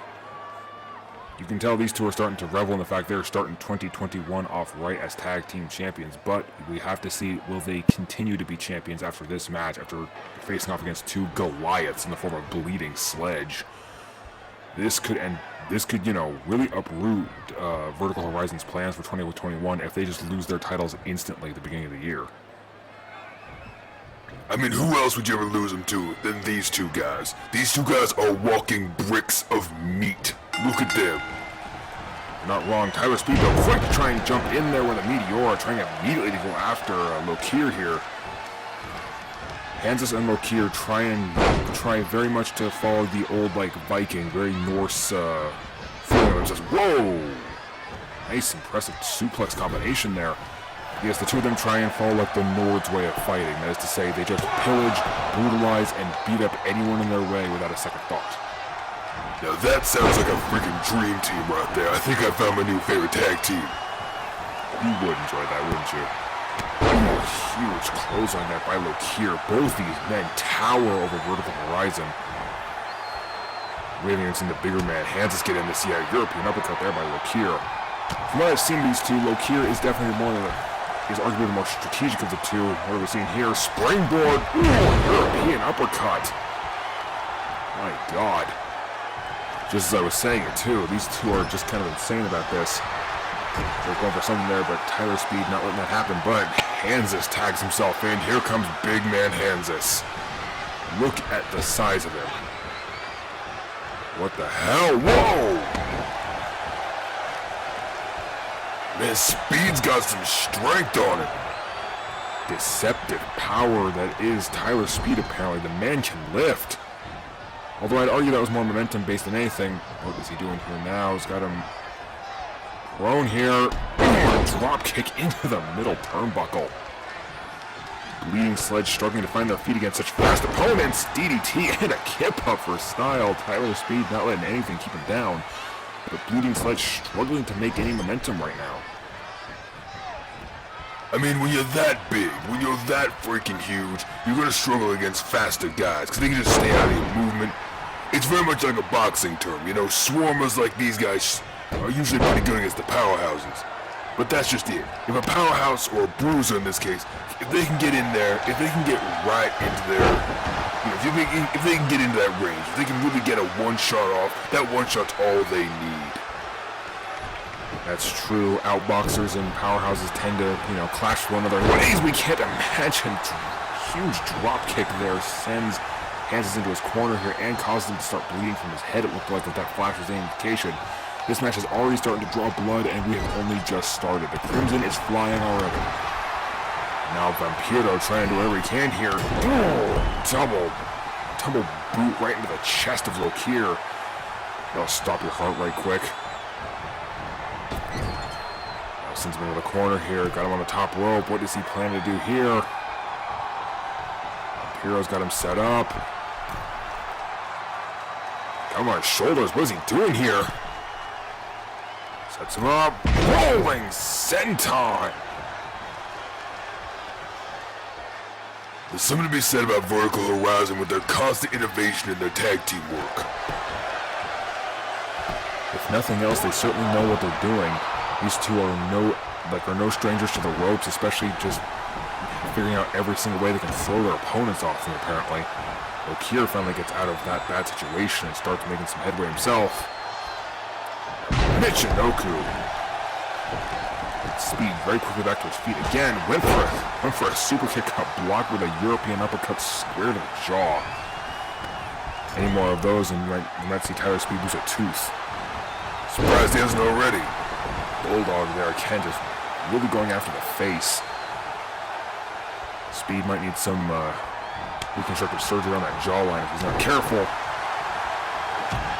Rolling forearm right into the chest. That brother's best he can hit.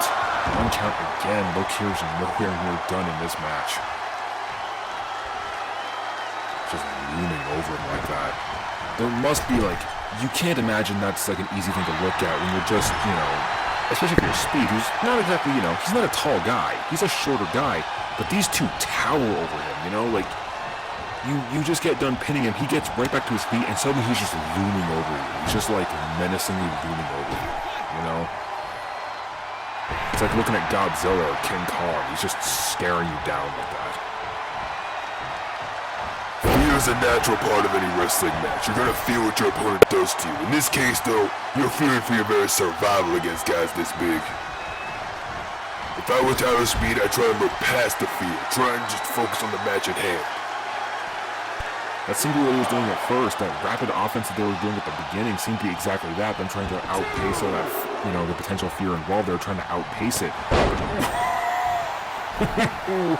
As the match has slowed down in favor of Bleeding Sledge, you see that wicked right hand. It starts to favor them more because now they have their size advantage becomes more palpable. Because they couldn't put this away early enough, Vertical Horizon starts to slow down a little bit, which favors them more. What the Whoa. Seriously, how much can this man sit rep? Just deadlifted him like that, my God. And these two are just tagging back and forth. Is this some sort of psychological game, or are they just having fun? Big cutter there, jumping cutter there by Speed. 1 count only.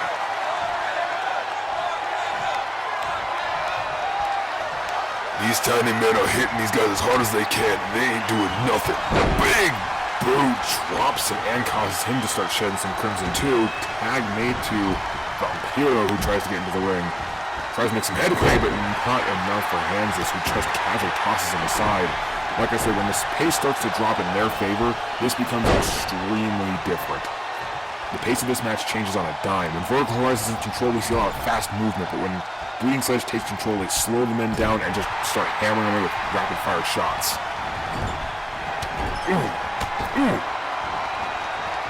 Sends him into the corner here. Tiger feint kick. Impressive work there by Vampiro. Just a rapid strikes, but Hansis does not care. Just picks him up. Casually drops him down with all of his weight. Hansis looks like he could easily be like 300 pounds. You imagine all that just slamming down on your chest like that. That's enough to stop your heart, crush your lungs, break a few ribs. That is not something you just get back up from. Unless you're Vampiro, apparently he got right back up and started fighting again, but then again, adrenaline is one hell of a natural drug in the body. It makes you do some crazy stuff. Powerbomb, sit out, powerbomb by Vampiro. You gotta wonder what it's gonna take for Vertical Horizon to put these guys away. Look here now with Vampiro in his arms. What is he playing here next? Whoa, he's got him hooked. Bounce off, powerbomb, sit out on it. Pin 1, 2, not enough. Slingshot powerbomb off the top rope like that. What the fuck? Is he okay? I'm sure he's fine. Running European uppercut, he seems to be fine anyway. Now Tyler Speed, the back in. Bicycle kick. Tries to cut off that one bicycle kick. Only a 1 count. Bleeding Sledge is taking their hits like they're nothing. Treating these guys like they're teddy bears. Basically, huge double underhook chicken wing just holds him there. Look at that. Just holding him there. Just lingering tiger suplex. Just lets him hang there and then tags in Hansis. Big man Hansis here. What is going to happen next to these two? Got him on his neck. Huge choke slam. Just slams him down with authority. Ooh, and just rapid headbutts. God. I mean, use whatever you can, but jeez. Right? Just rapid fire headbutts like that. That's gotta hurt him too, right? This man has a thick ass skull, apparently. I would guess, yes. Now Speed trying to perhaps wear down Hansis, put him in a submission hold here. Trying to wear him down, but Hansis too big for that. Big guy like that ain't gonna be taking that for too long. Picks him up again here, just once again casually holding him around like he's nothing.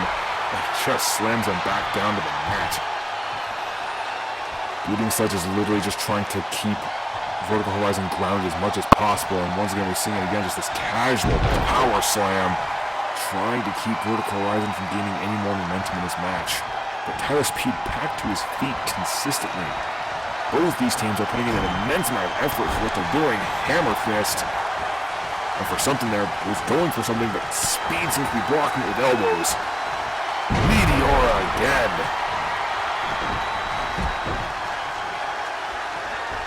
These These two teams are just putting everything on the line for that tag team titles. We also have to consider that Bleeding Sledge here is trying to make an impression. You know, this is basically their debut here. They're trying to make as strong impression as they can, and that is exactly what they are doing. They're putting in all of they're making the biggest impression I think anyone has so far tonight. Anyway, another meteor by Tyler Speed. Now Speed's doing something here. Shout out to one of the biggest legends in the business. Moonsault! Let's recover off this. One count only. My God, how much offense do you have to take just to get to a 2 count with these guys? I'm on the ground, palm strikes, rapid fire palm strikes to the head. Try and go for cover off this. 1, 2. Actually gets a 2 count before Lokier breaks it up and Vampiro with a nice sitting drop kick. Now Speed looking to see what he can do here. Oh, went for a huge splash, but the knees. Hands has got the knees up and blocked it. This match is far from over for both these men. Hands is scouting it out perfectly and now just trying to have his way here. Whoa, went for the ref. Why is Hands going after the ref? Hands wants to do everything he can to this man. Oh, full Nelson bomb. 1, 2, no, kick out. You may be right, Hands is just like going after the ref to see if he could get away with some stuff, because after all, he and Lokier brought mallets, giant war mallets. They are sitting on the outside still. Without the ref getting away, they could easily make this work. Oh boy, here we go. Full Nelson. Bleeding Sledge with a huge move. Bleeding Sledge with that tandem powerbomb. Went for a boot, but did not just get out of the way at the last second here. And another one of these. Sort of like an odd pile driver of sorts. Speed is still fighting despite everything he's been put through. 1, 2, not even reaching the 2 part of that 2 count. It doesn't matter what Vertical Horizon does. It seems like Bleeding Sledge is just taking it all and just basically brushing it off. Brushing off his shoulder like it's dust. Oh, that could have been it. That could have almost been 3 right there, but just gets blocked by Vampiro. Knee breaker! Vampiro, that is devastating for a high flyer. You never want to see them suffer any sort of leg injury.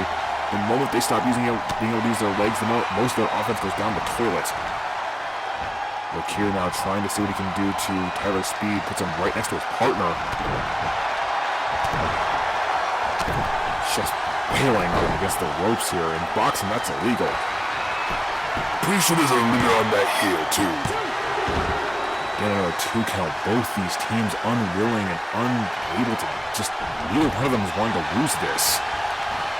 Vertical Horizon's proving themselves to be one resilient-ass tag team, considering their size and stature. They are proving themselves to be ridiculously adept at what they're doing.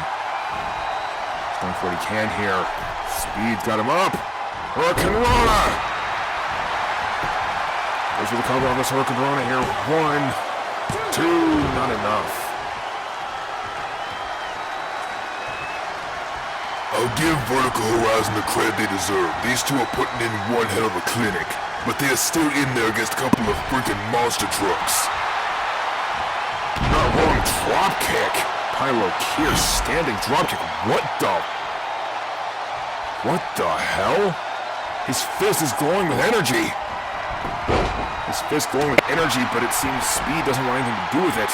I'm not sure what he's planning to do here. Ooh, huge punch. Now he's got it again.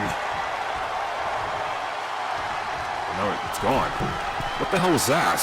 I mean, you mentioned these guys had superpowers. Is this more new power they just got? Maybe? I've never seen him do that before. 1, 2, draw again. Vampiro just barely saving the matchup for his partner there. I think Speed is basically out at this rate. Speed is basically done at this point, I think. And just fighting on fumes. It's only Vampiro keeping this match alive for him. Arms crossed. Looks him into a powerbomb straight jacket. Powerbomb. Brutal. Lokier is happy. He is taunting away. He is ready for it. These two are clearly just prepared for anything at this rate. Stands to reason Bleeding Sledge already thinks they got the win. I mean, I don't blame them for thinking so. They have been beating the crap out of Vertical Horizon this entire match. Like, Horizon's got their offense off, but it hasn't done much. Bleeding Sledge has been towering over them this entire match, just outpacing them at this point. It's hard to say what could happen next. They're here putting him on the top rope. What is he thinking here? What is he thinking of doing? Got him with a gut wrench. What is he doing? Gut wrench, superplex, rather. My God. Again, excited by what he has done. That is that Nord style right there. Pillage, raid, destroy. That is the Nordic way. And Speed again with a hook. London finally tags Vampiro back in so that he can get a rest finally. He can rest and relax, hopefully. Vampiro, no, they tag back in. Tyler Speed is just not wanting to stay out of this match. He wants to do the fighting. I'm no expert on anything really, but I'd say that's a bad idea. You need to heal and rest. No doubt about that. Vampiro not doing a whole lot in this match as far as everything is concerned. Huge boot by Hanses. Again, looks his rapid fire headbutts. Seriously, can we get Speed some like an X-ray or something after all this? This match has proven to be like just ridiculous for the poor guy. He has taken so much head trouble. Kansas, though, once again, much like his partner, is taunting away a Storm, just trying to basically get goading with this right. What the hell did he just do? I'm sorry, but did this man just turn into metal? Yes. Yes, he did. He is metal. Oh, huge powerbomb by the now metal Hanses. 2. No, blocked by Vampiro. What the... And now he's back to normal. What the hell just happened? Like, I know they gave him, like, some of the characters have developed weird powers, but I didn't realize they could do that. This universe, man, this universe is cursed. I swear, this universe must be cursed because this is some freaky stuff. Honestly, I kinda like it. Add more freaky, I like this. Head scissors taken down by Speed. How is Tyler Speed still fighting? He has taken way too much offense for this. He is still fighting! My God, Pele kick. Where is he getting this energy from? I have no freaking clue. Kick out at 2 again. Where is Speed getting any of his energy from? He has been beaten, brutalized, and destroyed this entire match, yet somehow has the energy to keep fighting. Super kick to the back of the skull. Vampiro needs to get in here and let Tyler Speed rest, but Speed is just letting him tag out. Is he insane? He might be crazy. I think Speed might actually be insane. Let's look here in the corner here, tries to go for something here. Off the ropes again, Hurricane Rana sends him all the way out. Once again going for a cover. 1, 2, no. Either Tyler Speed's insane or Vampiro's just really inconsiderate of his friend. Both likely. At this rate, I wouldn't be surprised by either. Northern Light suplex. Or by a twisting neck breaker of sorts. Another odd combination here. Tyler Speed has proven himself time and again now, at least in this match now. He's proven himself to be one hell of a fighter, going the distance. I mean, you've heard of, like, Rocky, but I've never heard of Tyler Speed doing something like this. Back and forth counters now from both these men. He's formed the jaw. Once again, can we get him some reconstructive surgery after this? Straight jacket. Powerbomb again, just planting the poor bastard.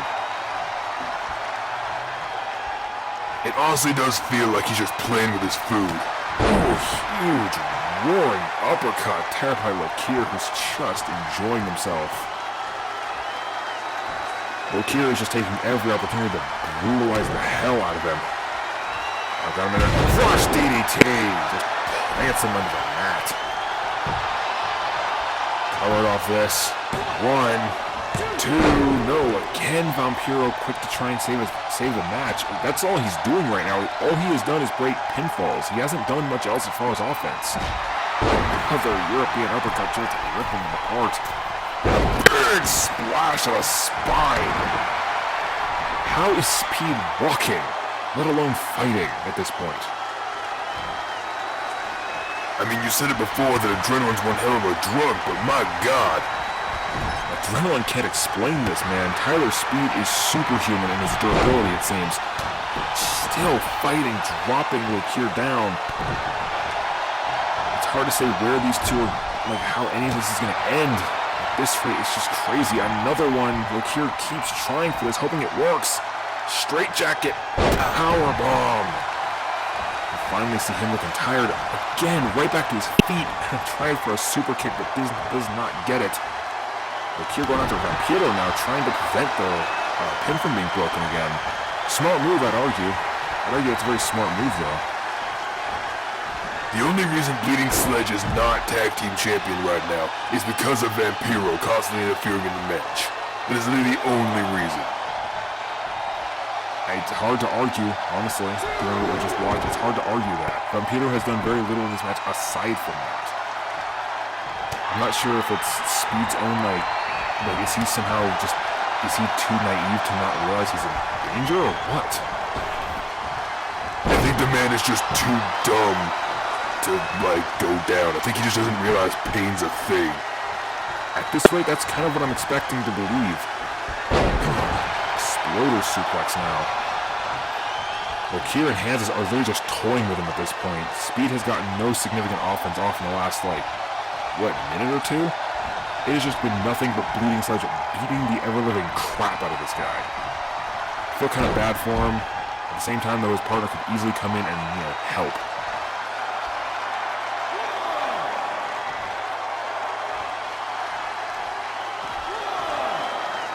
Referee is beginning his count as they go to the outside again. Oof.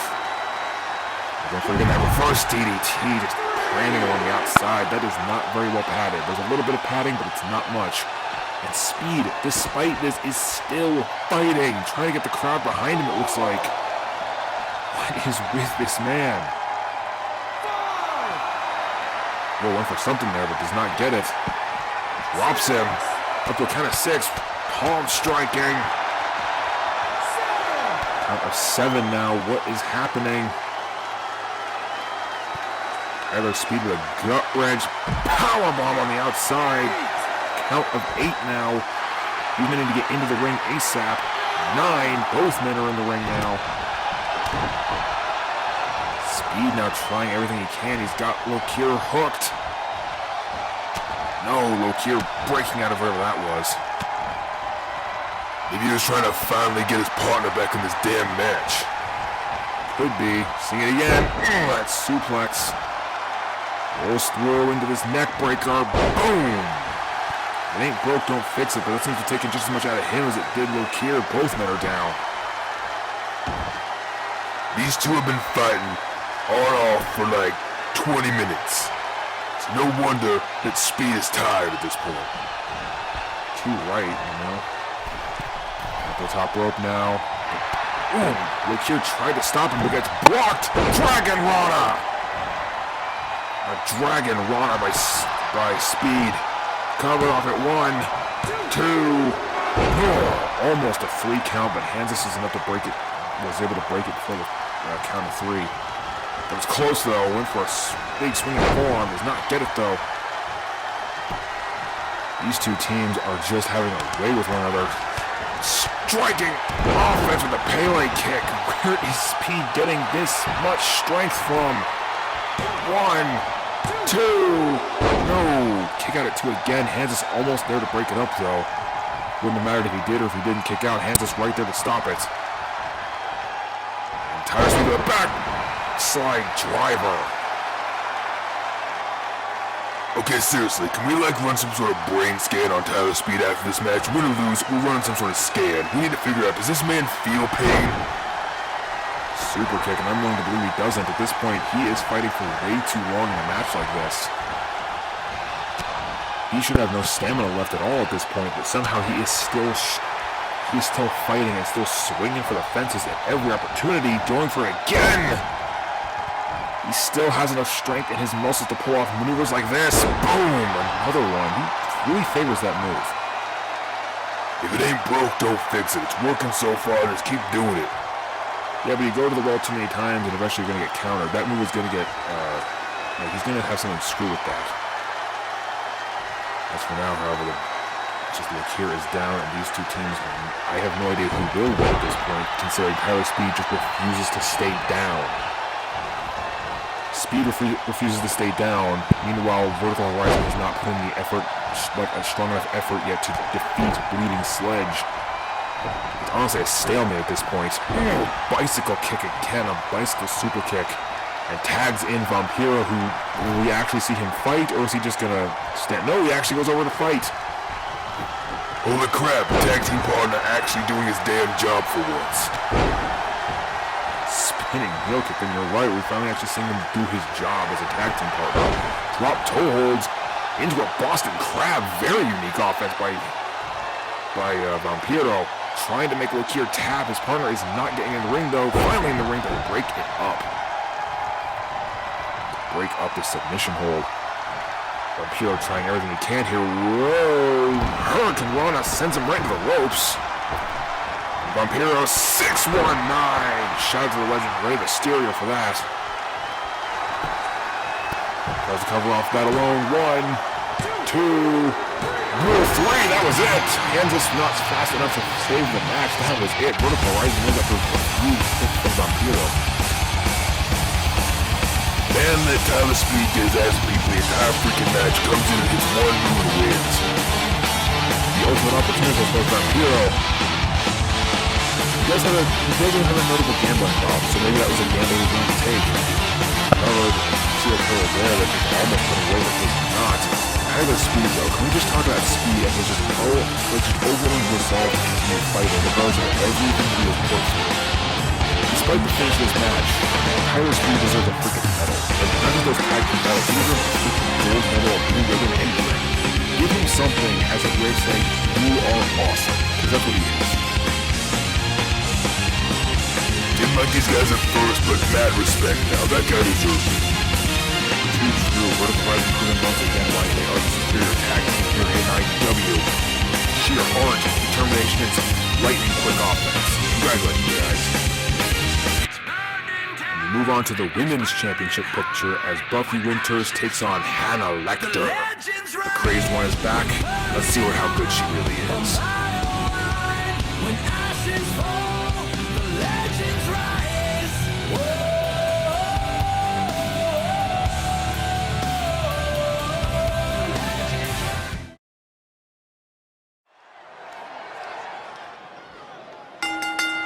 The following contest is scheduled for one fall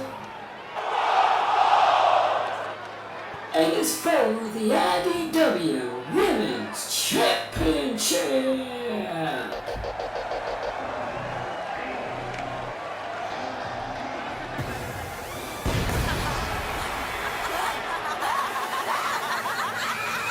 Introducing first, wrestling transfer from ADX Florence, Hannah Lecter.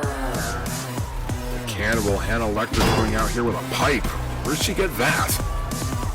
God knows, man. She probably found it out back somewhere. I don't know why she's swinging it around, though.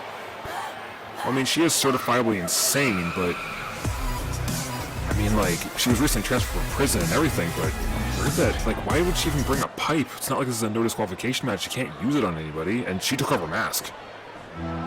Is that scarring along her mouth? Likely from her own consuming of human flesh, yes. And her opponent, from San Diego, California, she is the IDW Women's Champion, Buffy Winters. If there's anyone in IDW who can handle a person who eats flesh, it's a vampire slayer, Buffy Winters. This is this is nothing new to her. This is just a typical Sunday for her, isn't it? Basically. Of course, instead of being a vampire, it's a crazy woman, but let's be honest, what's the freaking difference? She's probably crazy before too. Our women's champion looking ready to fight, as always. One of the most dominant women's champions we've seen in years. She has bested almost every single person that's come before her, just one after the other after the other. While I can understand Hannah Lecter to a point, I don't think she has what it takes to take down Buffy Winters tonight. See, that's where you're wrong. I think the unpredictable nature and just sheer crazy that is Hannah Lecter might actually be enough to take her down this time. You really think so? I mean, if not that, we can at least assume that this is going to be one hell of a match. It likely will be. Two battling blonde women coming in together. Calling elbow tie-up and sends into the corner. And the fact that Hannah took off her mask is unique. She didn't do that all these last few years. Ooh, and a right hand there showing this is not going to be a clean one. I can already tell from this is not going to be a clean match. But I mean, like, she never removed that thing. That was always strapped to her head. So, like, the fact that she's able to remove it now leaves any of her opponents wide open to some really nasty stuff. Because, again, she was sent to prison for cannibalism. She likes to bite people. So, like, there's no rules against biting in this, in this place. So, what's stopping her from trying it again? I mean, like you said, this is something that Buffy's dealt with before. She's fought vampires, for Christ's sake. It's kind of her profession. Vampires bite you. If there's anyone who can be able to withstand and handle a bite, it's gonna be Buffy. I suppose you're right. Neither of these women are really gaining an upper hand at the moment. Both women just trying everything they can here. Kneeling neckbreaker by Hannah Lecter. Buffy tries to follow it up with something on her shoulders. Off the top rope and a stun gun of sorts. Snake eyes. Short arm clothesline. Hannah Lecter trying to get herself some momentum early. Dodging the clothesline attempt and going for a kick. Thesz press right in the hands. It's like I said, her unpredictable nature might be the one thing that saves her in this match. I mean, I'm not disregarding you, Sparks. You might be right there. Buffy went for a knee there, does not get it though. Belly to back suplex. Drops her high on her neck. That is not pretty to see. But Hannah Lecter turns it around, sends it right into the post. Up to a count of 5 now. This is only, once again, I must reiterate the fact that none of these matches can end on the outside. They all have to end inside. Up to a count of 7 now, just throwing her around at this point. Hannah Lecter does not care about the ref's count at all. She's just throwing her around. 8! Count of 8 now. Goes back outside though, so resetting the count. A big knife edge chop. Both of them going for it now. Bulldog on the outside. A shame she got rid of that mask. It would have protected her face. Would it though? That mask looked like it was made of metal or perhaps plastic. If that thing bashed against the ground like that, it would probably hurt worse. In some circumstances, although it would definitely protect it from, like, major damage. Down to 6 now. Buffy sent back into the ring. Hannah quick to join her. She trying to do something here. Snapmare. Kick to the back. Hannah just trying to go for anything she can here. Going for a submission hold of some sort. Crossface. Trying to wear off a crossface, but no. Buffy is no stranger to submission games, so she knows exactly what she's doing. Into the corner.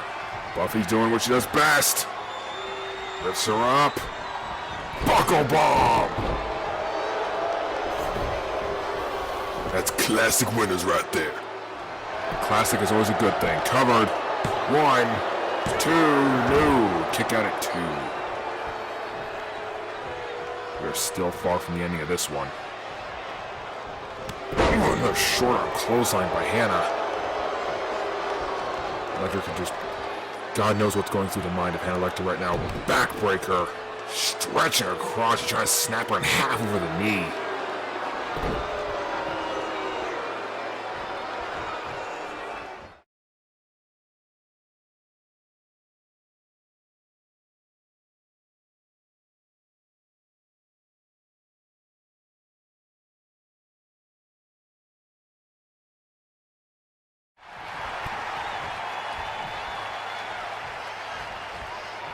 going for a drop kick, does not get it, to the standing drop kick attempt does not work from Hannah Lecter. Buffy quick back to the offense.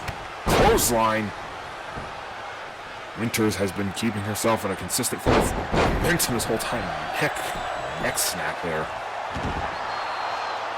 We keep saying it, you know, she's one of the most dominant women's champions we've ever had. Her momentum should always be on 110%. In a way, yes, but you can never count out her opponents, especially someone like Hannah Lecter, who is a former women's champion in her own right, and a former winner of the over-the-top rope battle royale. She knows what it means to win in these situations. DDT by Buffy. But yeah, Lecter knows exactly what it's like to win the big prize. She knows exactly what it means to be champion. It's honestly just a matter of time for me, at least in my opinion, it's only a matter of time before she can capture it again. Guillotine snaps the rope against her neck. And Alexa doing the wise thing, getting out of the ring, trying to avoid Winters as much as possible. Winters, though, goes right back outside.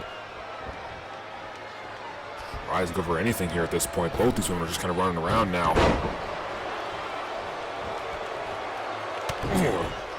Raining the headbutts down. Why do we hire so many people that love doing headbutts? Speaking of which, there's another one, and I don't know. A lot of people, these guys are just either hard-headed or just thick-headed, because they just keep trying it. Again, going for it, drops down to this crossface, again trying for the crossface attempt. I'm not sure why she's going for this so frequently. If anyone knows how to break out of a submission, it's someone like the Slayer Lock. Buffy with a Fez press of her own, raining the hands down. But you're not going to be able to submit Winter. She's not one to submit easily. Or ever. I don't think I've ever actually seen her tap out once. Yeah, maybe right. I don't think I ever have either. Winter's got her up again, looking for another one. Buckle bomb! Sends her right down to the ground. She'll recover off those shoulders are down. 1, 2, no. Kick out again at 2. Lecter's back to her feet. And for a double accent, does not get it though. Winter's trying everything she can now, trying to get Hannah Lecter off of her, trying to do everything she can here. Ooh, just grinding her boot right against the face. One thing I'll admit we've seen a lot of is, whoa, Winter's now over a handstand. Whoa, spinning head scissors. The reboot has definitely given Winter some new, a few new moves in her repertoire. Interesting to see, truth be told. She's going for it again. She's going for it. Flips her over. Slayer Lock locked in. Slayer Lock, the modified sleeper hold, locked in good. We're wrenching at the neck. Could she break out of this? Will Lecter break out? No. Buffy just let her go. Not sure how wise that was. I wouldn't call that wise. I'd call it dumbass. Not really the appropriate word to use there. And Lecter, though, went, oh, huge chop. Lecter, despite being put into so much offense, is still fighting and fighting strongly. Double axe handle to the head. Not the prettiest thing to look at, but my God, it was effective. Neck breaker.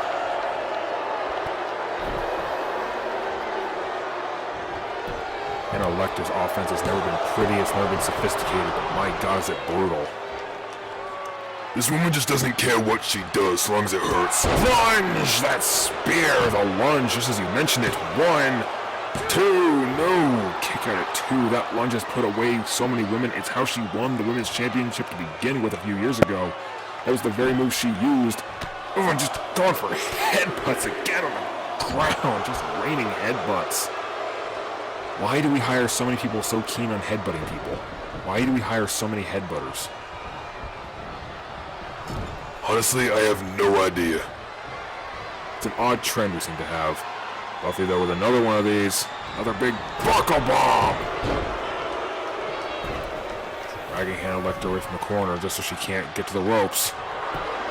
Cover off another one of these damn things. 1, 2, no! A kick out again by Lecter, who gets right back up.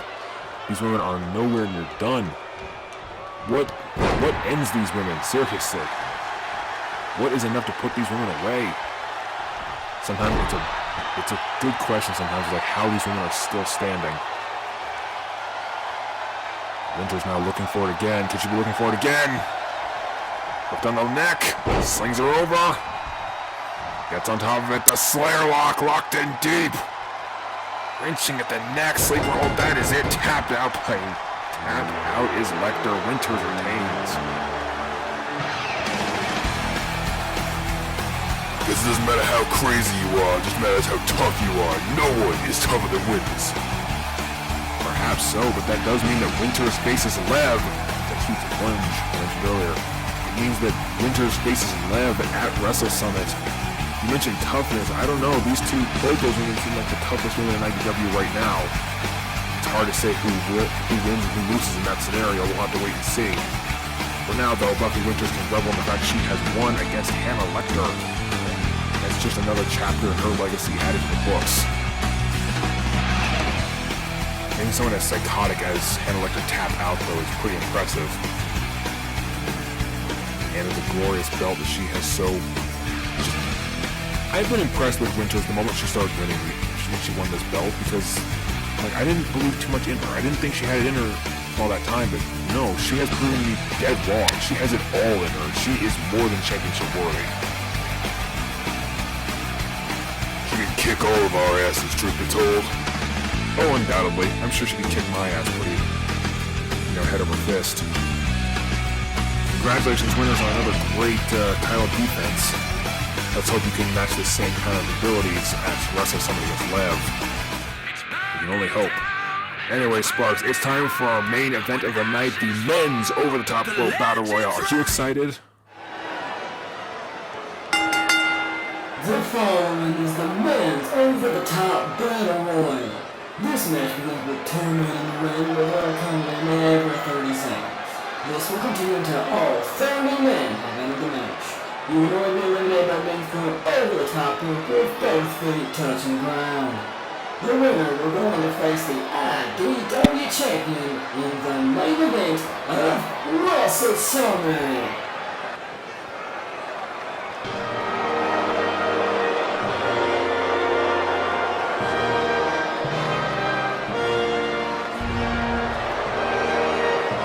Ladies and gentlemen, number 1, from their main HQ in Atlanta, Georgia, King Cola! Didn't get to ask you before, Doug, but I am super excited for this, especially when you got my liege, King Cola, heading down here. Yeah, I can't stand that soft drink, honestly. I feel like this guy's a bit of an overrated king. I mean, how can you really be king of a soda brand, really? I mean, come on, dude. Listen, do not disrespect this man. This is a man of culture, of class, and of status. Befitting a drink as great as Coca-Cola. An odd start to an over-the-top pro battle royale, to be sure, seeing a cola mascot of all things over here. Don't get much stranger, I suppose, when you come down to a start to a battle royale. Next question for number 2 is...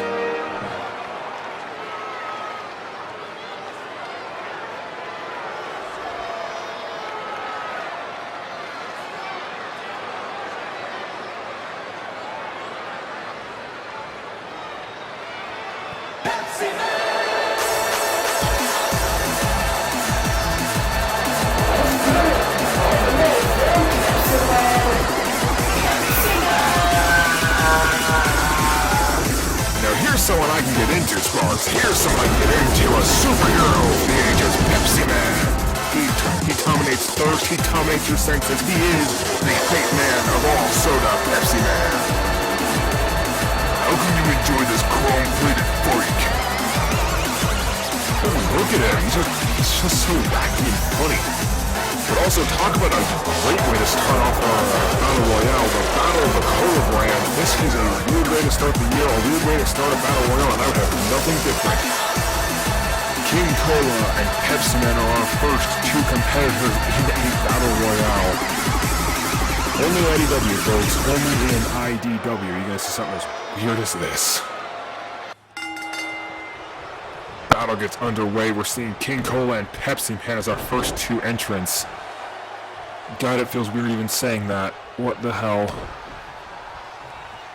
Now remember, this is a 30-man battle royale. This will have 30 different entrants all coming in. We're already going to start off with number 3, already starting to make his way down here in the first 3 seconds. This is, again, just a bizarre start. I'm, like, stunned by what I'm looking at. And it's Tony! The full member of White Tony has finally managed to break out of his shell in a sense. He's embraced his own style. Too bad that style ain't doing too much for him. He beat his mentor on countless occasions and has been winning matches consistently. Granted, he's all the way down here at number 3. He's all the way down here at number 3, which I don't count as a good number to win from, but hey, he could surprise us. You never know. Regardless, I'm still a little in shock at the 2 people who started this match, because this doesn't make... I don't realize that we're getting either of these 2 men signed. I thought you said you were not the one that signs them. I'm not, but I also never saw either of these 2 guys. I never saw Pepsi Man or King Cola backstage. And number 4 is Quid, the de facto leader of sorts of Money Incorporated. Quid making his way down here. King Cola and Pepsi Man working together. The Soda's working together trying to eliminate Tony. And they do. There goes Tony so fast. The Soda's working together for once in their lives to eliminate Tony of all people. Only for Turncoat using... Now King Cola's helping Quid take down Pepsi Man. These alliances, man. Brief alliances only to immediately be shattered. It's every man for himself in these rumbles, so you never can see what happens. Ooh, Olympic slam by Pepsi Man. Clearly, he's been training. Coming in at number 5 here, Lance Simmons. Big Iron Lance Simmons making his way down here. To the town of our free road is We have a lot of newer guys in day. this division, don't we? And compared to other seasons, yes. I'd argue compared to other years, we have a lot more newer recruits as a sort. King Cola, Pepsi Man, Quid, and Lance Simmons as our 4 men in the ring here at the moment. Quid with a close up. There goes Simmons. We're losing people just as fast as we're gaining them. Numbers 1 and 2 are still here. Quid's somehow still here. Meanwhile, Tony and Lance Simmons have both been eliminated. Here comes number 6, Auric Valentine, the Wanderer, and now the protege of James Murphy. That's right, the Holy Acolyte. Holy Acolyte. I don't with your obsession with James Murphy and calling him like a holy musician. He is the one who will bring us salvation. And this man has already found it. Make his act like he's already on the path to redemption, unlike everyone else here. You're all sick. God, what Kool-Aid has he had drinking? What the hell was that on Pepsi Man? Did you see all that? He just did some floaty stuff and then hit him with a stunner German suplex to King Cola. It's one of these matches where it's just like, I'm going to run out of breath so many times during this match. My God, so many things are going to be happening back and forth, and I'm just going to lose breath so quickly. Good part about being a robot, I don't have to breathe. Can't all be lucky like you. Spinning forearm there to King Cola. In comes number 6, I think? No, number 7, Grandpa Perkins. Wait, Perkins, what is he doing out here? Didn't we tell him to take a nap? Why does he have a chair? Perkins, you can't bring the chair down here. You can't bring a chair into a battle royale. Perkins, can someone get that away from him, please? Someone take that chair away from him. Why is he down here? Folks, for those who are wondering, Grandpa Perkins is a trainer from the backstage area. He helps train up some of the newer recruits. He's been around in our business for a while, just as a backstage enforcer. Why the hell is he out here? Seriously? Why is he out here? And there goes Pepsi. Grandpa Perkins just eliminated Pepsi Man. Grandpa Perkins just eliminated Pepsi Man. Can we just address that? First off, my guy wins over yours. King Cola's still here. Secondly, what the hell are we looking at? Next set coming out here, it's Bear Paw. These guys are coming out so fast I can't even describe who they are, but Bear Paw here, a tribal warrior. His tribe believes the bear has spiritual properties. Wearing a headdress of one is said to give you all the wisdom and strength of a bear. We'll see if Bear Paw here means well by what he says. He's a simple man, doesn't speak much. When he does, it's not really that audible. But he knows how to hurt people, and that's all that matters in this business. Michinoku there by King Cola. The ring is starting to fill up again here with 5 entrants. Grandpa Perkins, why is he out here? Why was he even given a slot out here? I don't understand that. Clearly someone was being a little fast and loose with the picking mechanism. Suppose so. Another person coming out already. I'm out of breath here already. Yamashita, the real deal. Former Intercontinental Champion, former World Champion. Yamashita, again, a true veteran of our industry, is still hitting strong. Though, admittedly, he hasn't exactly scored the big, he hasn't really gotten the big win in the last few years. Or few? Doesn't really matter for him. He knows what he's doing. Grandpa going after Grandpa Perkins. Second punch. No, went for the third, but did not get it. Perkins still in the match somehow. How is Perkins in this match? I don't understand. Someone needs to get him out of here. Like, I don't like the fact that he's even in this match to begin with. He really shouldn't be. Stamp of Valentine by Arik there just plants him. Alright, see what's next here. The next person out is me? Well, that's me. Sparks, I'm going down there. I'm going down. You can't stop me. I'm heading out there. Wait, Doc, you... Oh my god, really? Doc is in this too? Great, now I'm up here by myself. Great, I'm not a freaking... I'm not a play-by-play guy, Doc.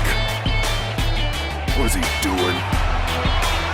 Just playing himself up like an asshole. Someone beat the crap out of this guy, please. Wait. No, it just dawned on me. He's no longer in here, so he can't tell me what to do. Alright, I'm gonna use full opportunity to say this. Fuck you, Doc! I wanted to say that for a while, that you were whining at me. Who's that? Oh, that's Quid, looks like, just got eliminated. Yeah, I can't do this. This ain't my job. My job is just to make fun of people. Not to mention what's going. There goes Arik. Man, my acolyte's out of here too. People are dropping like damn flies. Also, no one's beating up Mitchell. Oh hey, it's Brian, the drunken dumbass. Wonder how drunk he is tonight. I'm not good at this, man. This is not my job. My job is just to be the color commentator. I'm not supposed to be doing this play-by-play crap. Doc, get back up here now before I kick your ass. And now my liege, no! Oh, there goes King Cola. Great, I was really hoping Cola would kick Doc's ass. There you go, Yamashita with neck breaker, thank you. Beat Doc's ass. Please. Nice, go for a nice suplex. Hope that one hurt. Now Bear Paw going for something here, but god damn it. How can Doc even fight? He was never trained. That was Grandpa Perkins. There goes Perkins. Thank God. Old man's gonna hurt himself if he stays out here any longer.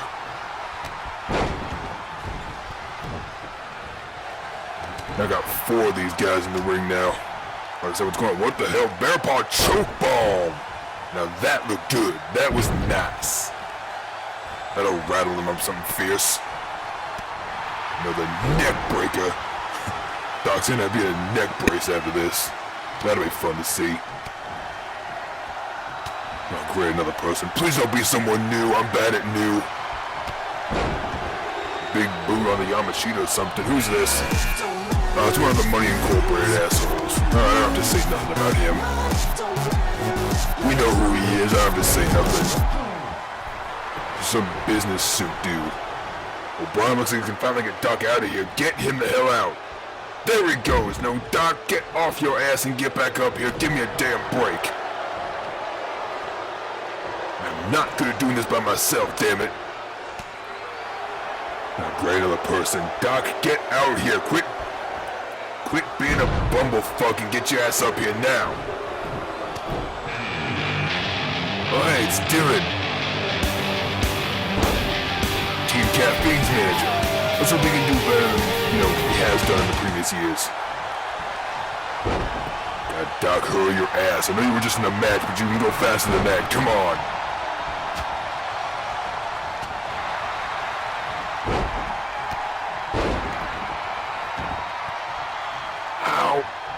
Okay, ow. Okay, I'm back. My neck. My neck. How do these guys do this? Oh, we got another person? Great. Ow. Former white member, Johnny Accru. Ow.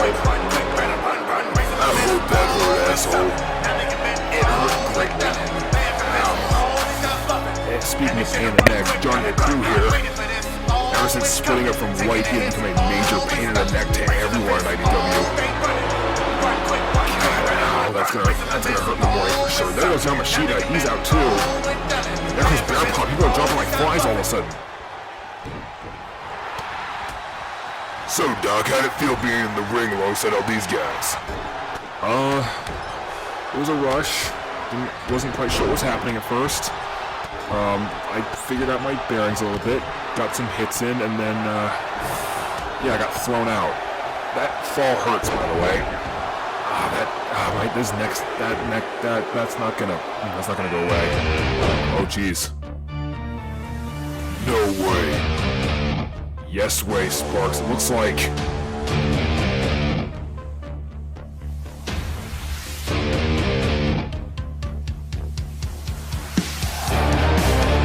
it's Dracula. The head of IDW, the CEO, Alucard, has transformed into Dracula to enter the match. Wait, I don't get it though. Didn't he, give up the ace-no briefcase because he couldn't defend it? Why the hell's he in this match? Maybe he decided he finally could defend it. Maybe he had a change of heart. Maybe he just wanted to join in the fun. Either way, Dracula is now here. This adds an extremely interesting element to this match because God knows these men are now in the face of their they're in the face of their boss right now. The Crew, though, not carrying the slice. There goes Dylan Reyes. Dylan Reyes eliminated promptly. De Niro is still here. James Murphy is now out here. My Messiah, my Savior, James Murphy, everybody. Why do you praise him so? He is just a jackass. No, actually, no, that makes sense. That's why you praise him. You two are so much alike. Wow, that was like the most damaging thing you ever said to me, and it wasn't even that much. I'm gonna take that as a compliment, thinking that you actually consider that an insult. Murphy is spending a lot of time on the ring there, he's just on the ramp preaching right now. Like, he's not even going to the ring, he's just preaching. Man, huge DDT of some sorts there by a Crew. He's still preaching. He's telling everyone the good word. He's delivering a sermon. Finally gets into the ring. And Sparks, this is a competition. This is no time to deliver sermons. This is not the time for that. If he wants to do that, wait until after the match or sometime beforehand. Don't deliver the sermon mid-match. That's not what we're here to see. We're here to watch people beat the crap out of each other. You just need to be enlightened like me. You're a robot. You can't experience enlightenment. Screw you, man. I didn't ask you. Shorthand chops here. Vashon now making his way down. Captain Vashon. A snazzy new coat, it looks like. Captain Vashon, a former multi-time world champion. Though he has never won this match, he's coming in at a pretty good opportunity. We are past the halfway point at number 15. That was Dracula. Meaning that he has a good opportunity here. Yet number 17, he is in a good path to start heading forward. Now Dracula on the ropes here. Our Crew and Murphy both trying to eliminate him. Both trying to realize the bigger threat here. Both realizing that he is a major problem in their side. But Dracula quickly fighting both of them off.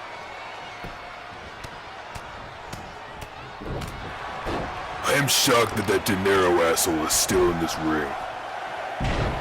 I wouldn't discredit Money Inc. I mean, Money Incorporated is a great tag team. Each one of their members good in their own right. Speaking of Money Incorporated, actually, here comes Yen, another one of the members to come join his tag team partner here. All three are exceptional singles workers too, so it's no surprise to me that they're staying around for as long as they have. All three members of Money Incorporated are in this match too. That gives them a major statistical advantage. You know, they have a much higher chance. Arguably a 1 in 10 chance, as opposed to a 1 in 30. They have a 1 in 10 now. They've tripled their odds. Okay, yeah, but 1 in 10 is still that's still bad odds, you know? That is still terrible odds. I'm not arguing that it's good odds, I'm just saying it's better than it could have been. Next person coming down here, number 19, Reggie Watts. Reggie Watts, one of Britain's top high flyers, making his way down. This ring is filling up with bodies. A full 8 competitors are in this ring right now. No new people are going to come out until there's eliminations and they get into the back area. Yen is eliminated just like that. There he goes. Just as I'm saying it, Yen is just thrown out like he's trash. Cause he is trash. This is Money Incorporated we're talking about here. Bunch of business stiffs with no business being in a wrestling ring. There goes Murphy, your supposed messiah, is now out too. Tonight's service will be a sad one. You are strange, Sparks. You are a strange, strange person. Also, while I was out there, I better not have heard any swearing come out of you. No, trust me, I was totally fine. I didn't say a single bad thing. That's going to be a talk from management. Now this field went from 8 to 6. Fighting is just not letting up. We're seeing a crew and Aaron O'Brien over there on that side of the ring. Two very big, heavy hitters. Two absolute powerhouses in the form of Vachon and Dracula, and then Reggie Watts and De Niro, two great high flyers and technical brilliance. We're really seeing some interesting groups of people fighting right now. It's hard to say how anything's going to go from here. Reggie, blocked with a nice oof. It's like judo throw of sorts. Just these knees. You see these knees by Vachon there. Yikes. And again, number 20 is Travis Walker, the alpha wolf, making his way down here. Now this is where we need to shake this thing up. Get in here and start doing some damage. Look at him. If you really treated Walker well, look at him. He is built and ready. Has a coat too. He didn't adjust to that thing. I wonder if that's like made his own work. That sounds creepy now that you say it like that. Really? Yeah, imagine wearing a coat made of your own hair. That's true. That is a little. Also, his face has gotten a little more disturbing. You see that skull-like pattern. Yikes. This ring is starting to fill up again. We need some eliminations. We need them fast. Dracula, boom! Huge lifting reverse DDT. Yikes. Now we're seeing some potential eliminations here. Reggie and Johnny Akru are both on the ropes here. Potentially eliminated. Samoan dropped by Dracula. There goes Reggie. And there goes Akru. Just as I was saying them both, there they go. Now these guys have some space to move around. Too true. I guess sending Aaron O'Brien to the corner here, trying to get some work done here as another competitor comes out, number 21. It's Ricky Spanish. God damn it, oh, we still rehired him? Oh yeah, we did. Ricky Spanish is still around.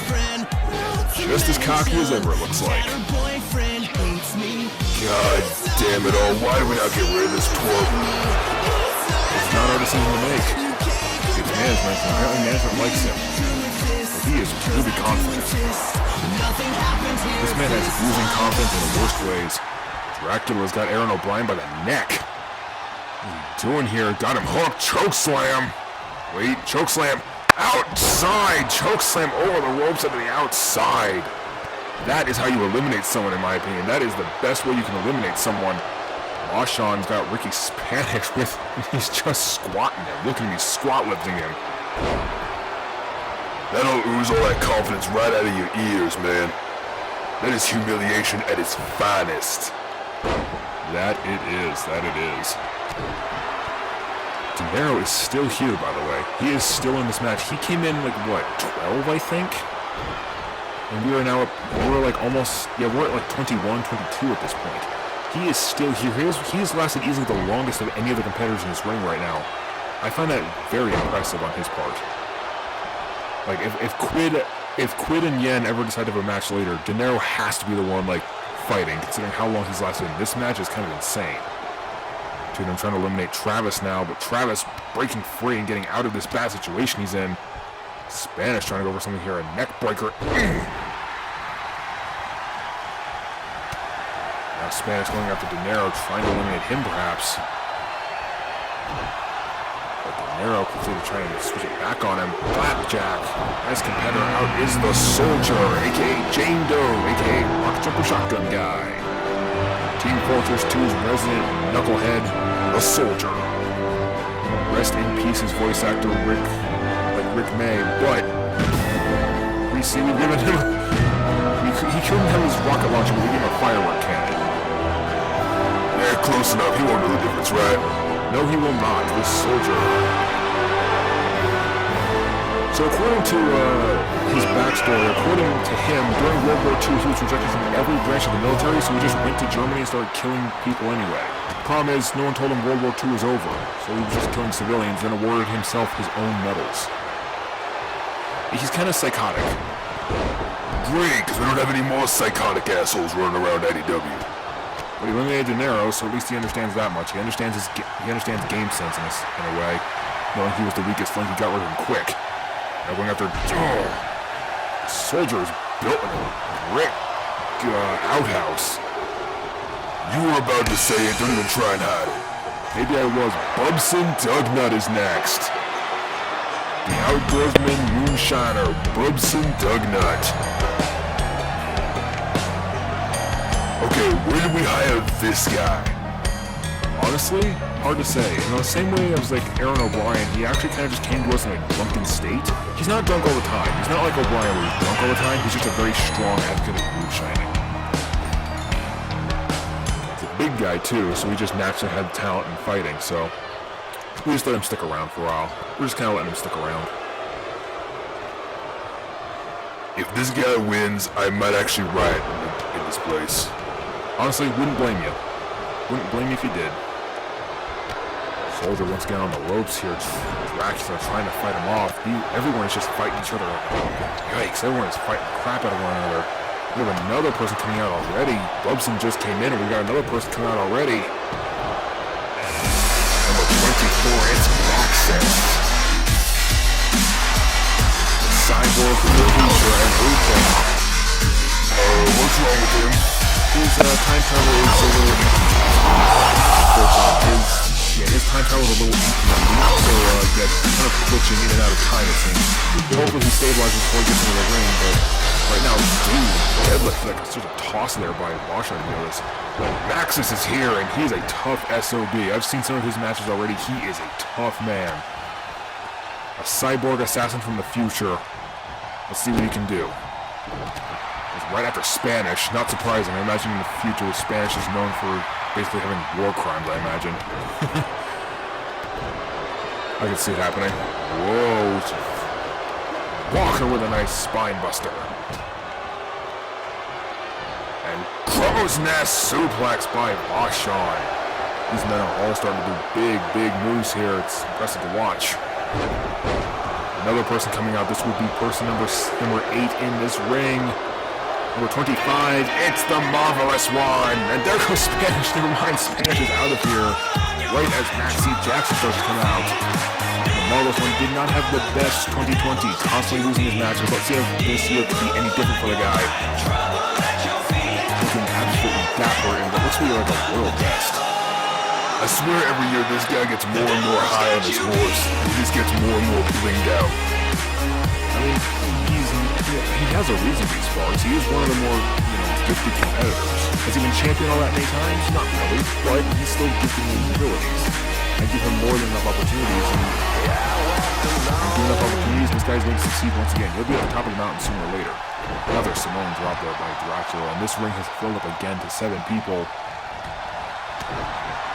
If eliminations don't start happening soon, this ring is never gonna, we're never gonna see any more people come out. We need this place to start clearing out. Maxis and Walker working together to try and take out the soldier. Vachon is out of here. There goes Vachon. There goes the soldier. Why is it every time I say this place needs to clear out, these guys seem to understand that and just immediately eliminate people? Whoa, what is... Dracula's got his coursing energy into his fist. Ain't that the thing we saw Lokir do earlier? Yeah, and there goes Walker. Oh, and there's that punch. Look at what the energy it left behind. It's distorting reality. I mean, Dracula is a vampire. I guess he has access to some sort of demonic magic, but still, can that distortion go away before it breaks, before we open a weird wormhole in the middle of the ring? Now that would be one hell of a way to end this match. Wouldn't it just? Bubson dropping headbutt just lands right on his chest. His head right on his chest. Yikes. That is a dangerous kind of maneuver. That can seriously injure you. But yeah, can we just Can we just address what we just saw there again? Whoa, Bubs, pile driver. Dracula with some sort of weird magic in his hands. He's eliminated though, but that punch was something else. Coursing energy into his fist before punching so hard it broke reality. These superpowers, man, are getting really weird. They are getting extremely weird. Now we're left with these three until a new person comes out. Bubson, Dugnut, Maxis, and Maxie Jackson. Whoa, Maxis got screwed up there. His parts got jostled around there. And guy's a cyborg. Number 26, Beltran Rose. One of Mexico's finest exports. Ever so alluring, Beltran Rose. This man don't look like much. You just haven't seen him in action yet, Spark. Trust me, this guy is crazy. This man's got some insane stuff. Maxis with a spear, though. Making sure Beltran can't get up. Beltran is one of the most dynamic high flyers I've seen come out of Mexico. He may not be a proper luchador, but he knows what he's doing.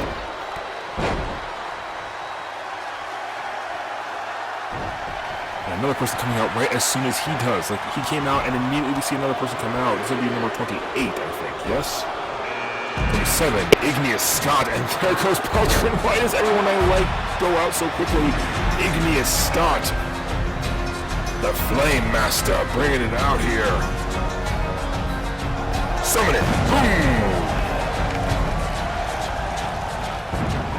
Say this man is on a hot streak. Well, it is a lie since he hasn't had any matches yet. But he wants to be. I hope he never gets on a hot streak just so you don't have to make that frickin' pun. You can't stop me. Igneous Scott, though, making his way into this Royal Rumble at a very late entry. Number 27 is a good number to have. Burning Hammer! Immediately hitting the Burning Hammer onto Max E. Jackson. Talk about setting the pace for his placement in this match. And another person, this is now number 28. I was mistaken. This is now number 28. Raymond Hunter, And there goes Jackson. Why did I say that? But Raymond Hunter. The absolute unit. UFC legend. Now this is a guy I can see being champion. And that I'll agree with you on that one. This man dominated the Octagon, now he's coming over to IDW to try and dominate here. The absolute unit making his way down.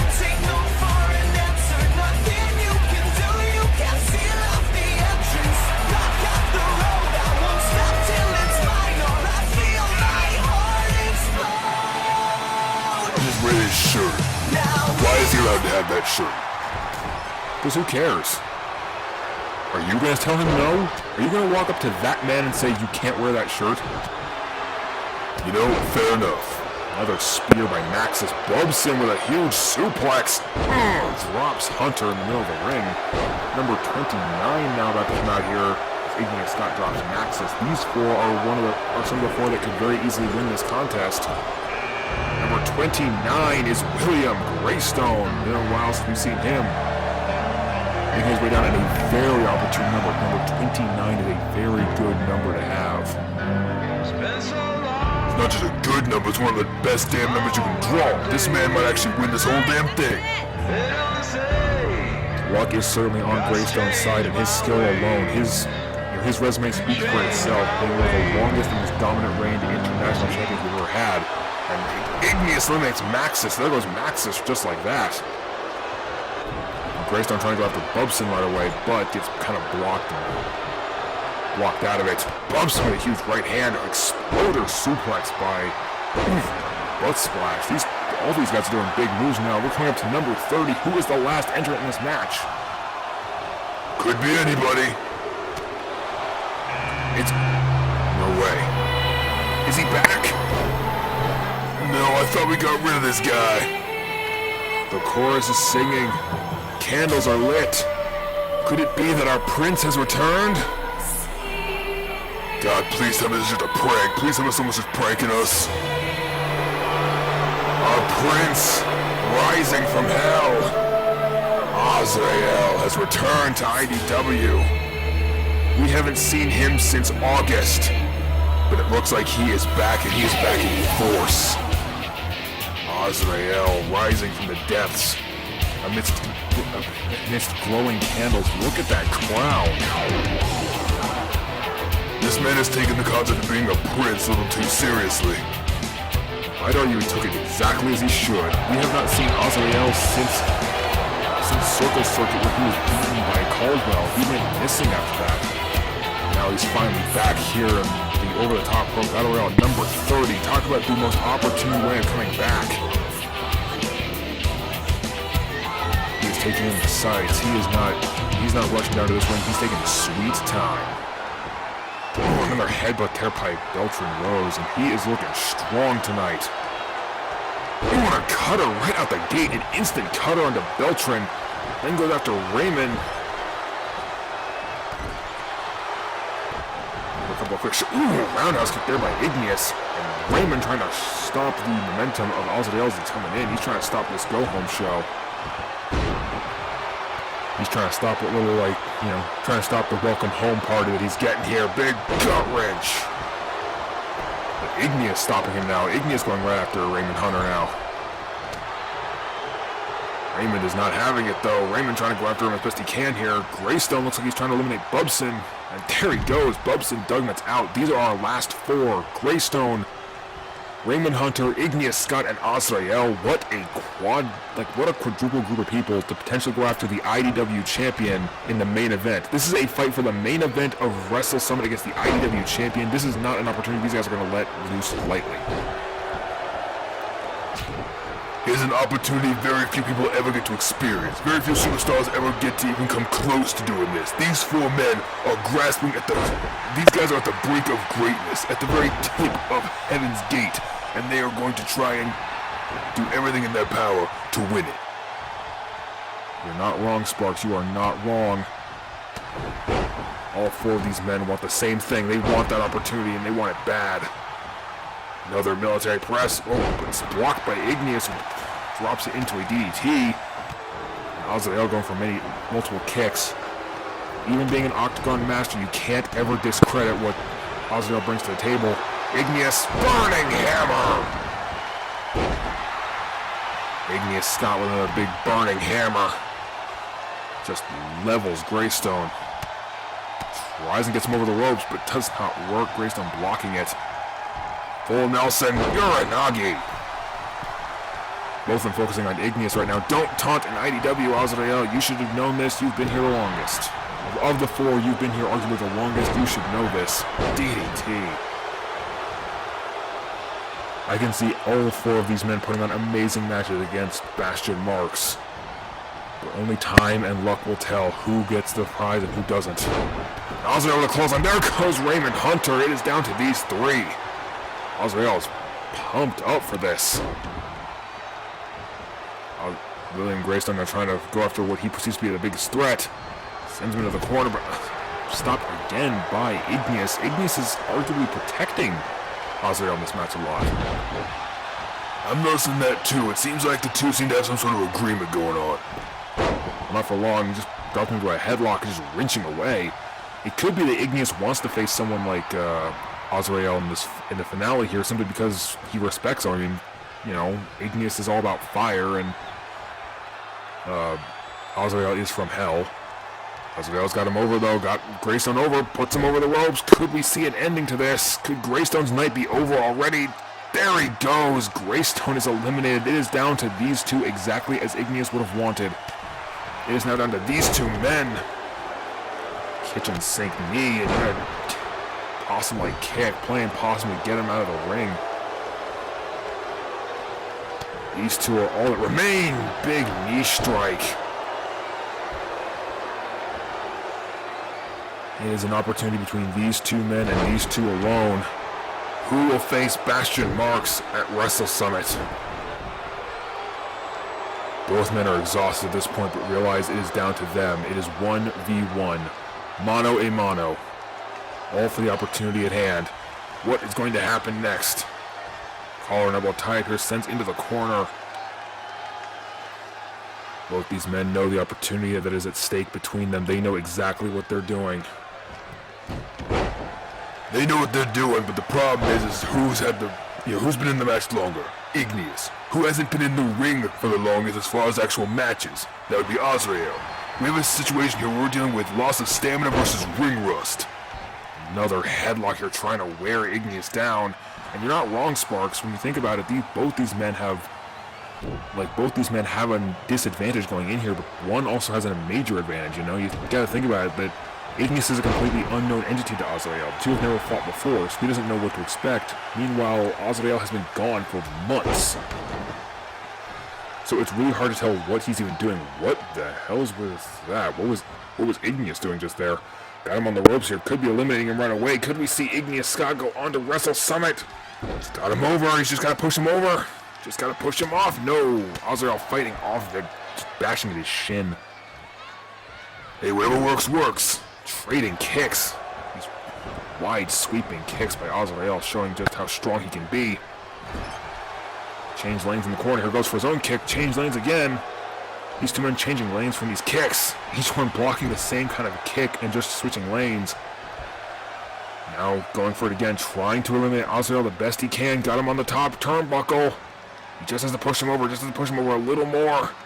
Just a little further and his weight will change. But no, Azrael blocking it again. Keeping himself in this match. This is all for an opportunity few men get to experience, and both these men are at the cusp of it. Both have their hands on the brass ring. Who can just roof it down first? Brainbuster.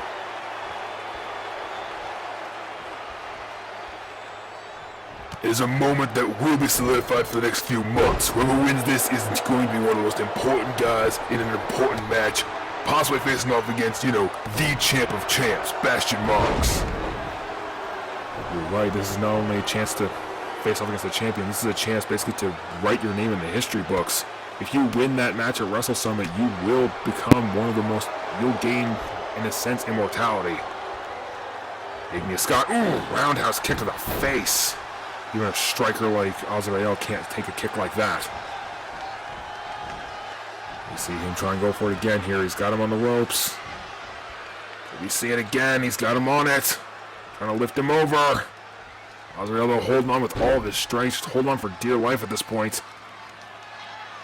No, again he bashes the shins away. He's not going out yet. Azrael refusing to lose.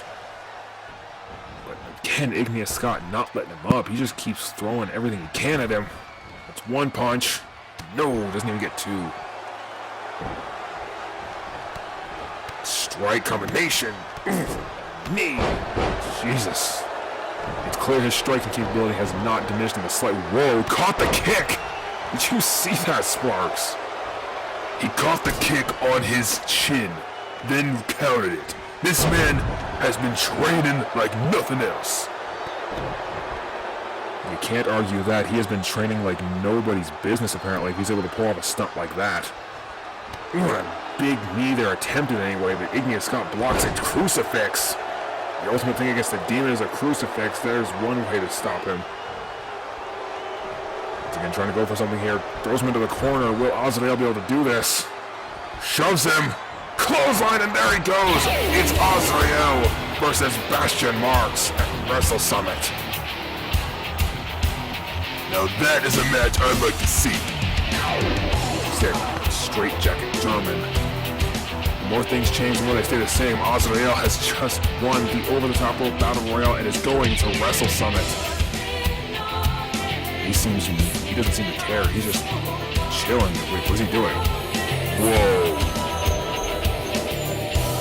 How many people can do magic? Apparently he can too. He can levitate. That would have been useful to do, during the match. Well, congratulations to Azrael. He is moving on. I hope you all had a great night tonight. This has been an amazing show. Wait, Sparks, we're not done. What's going on? Someone going out there. It's the champion. It's Bastion Marks. We're going to have to celebrate. Show respect to his challenger here. Show respect to the man he is going to challenge later this year. I think that Sparks is... What the hell?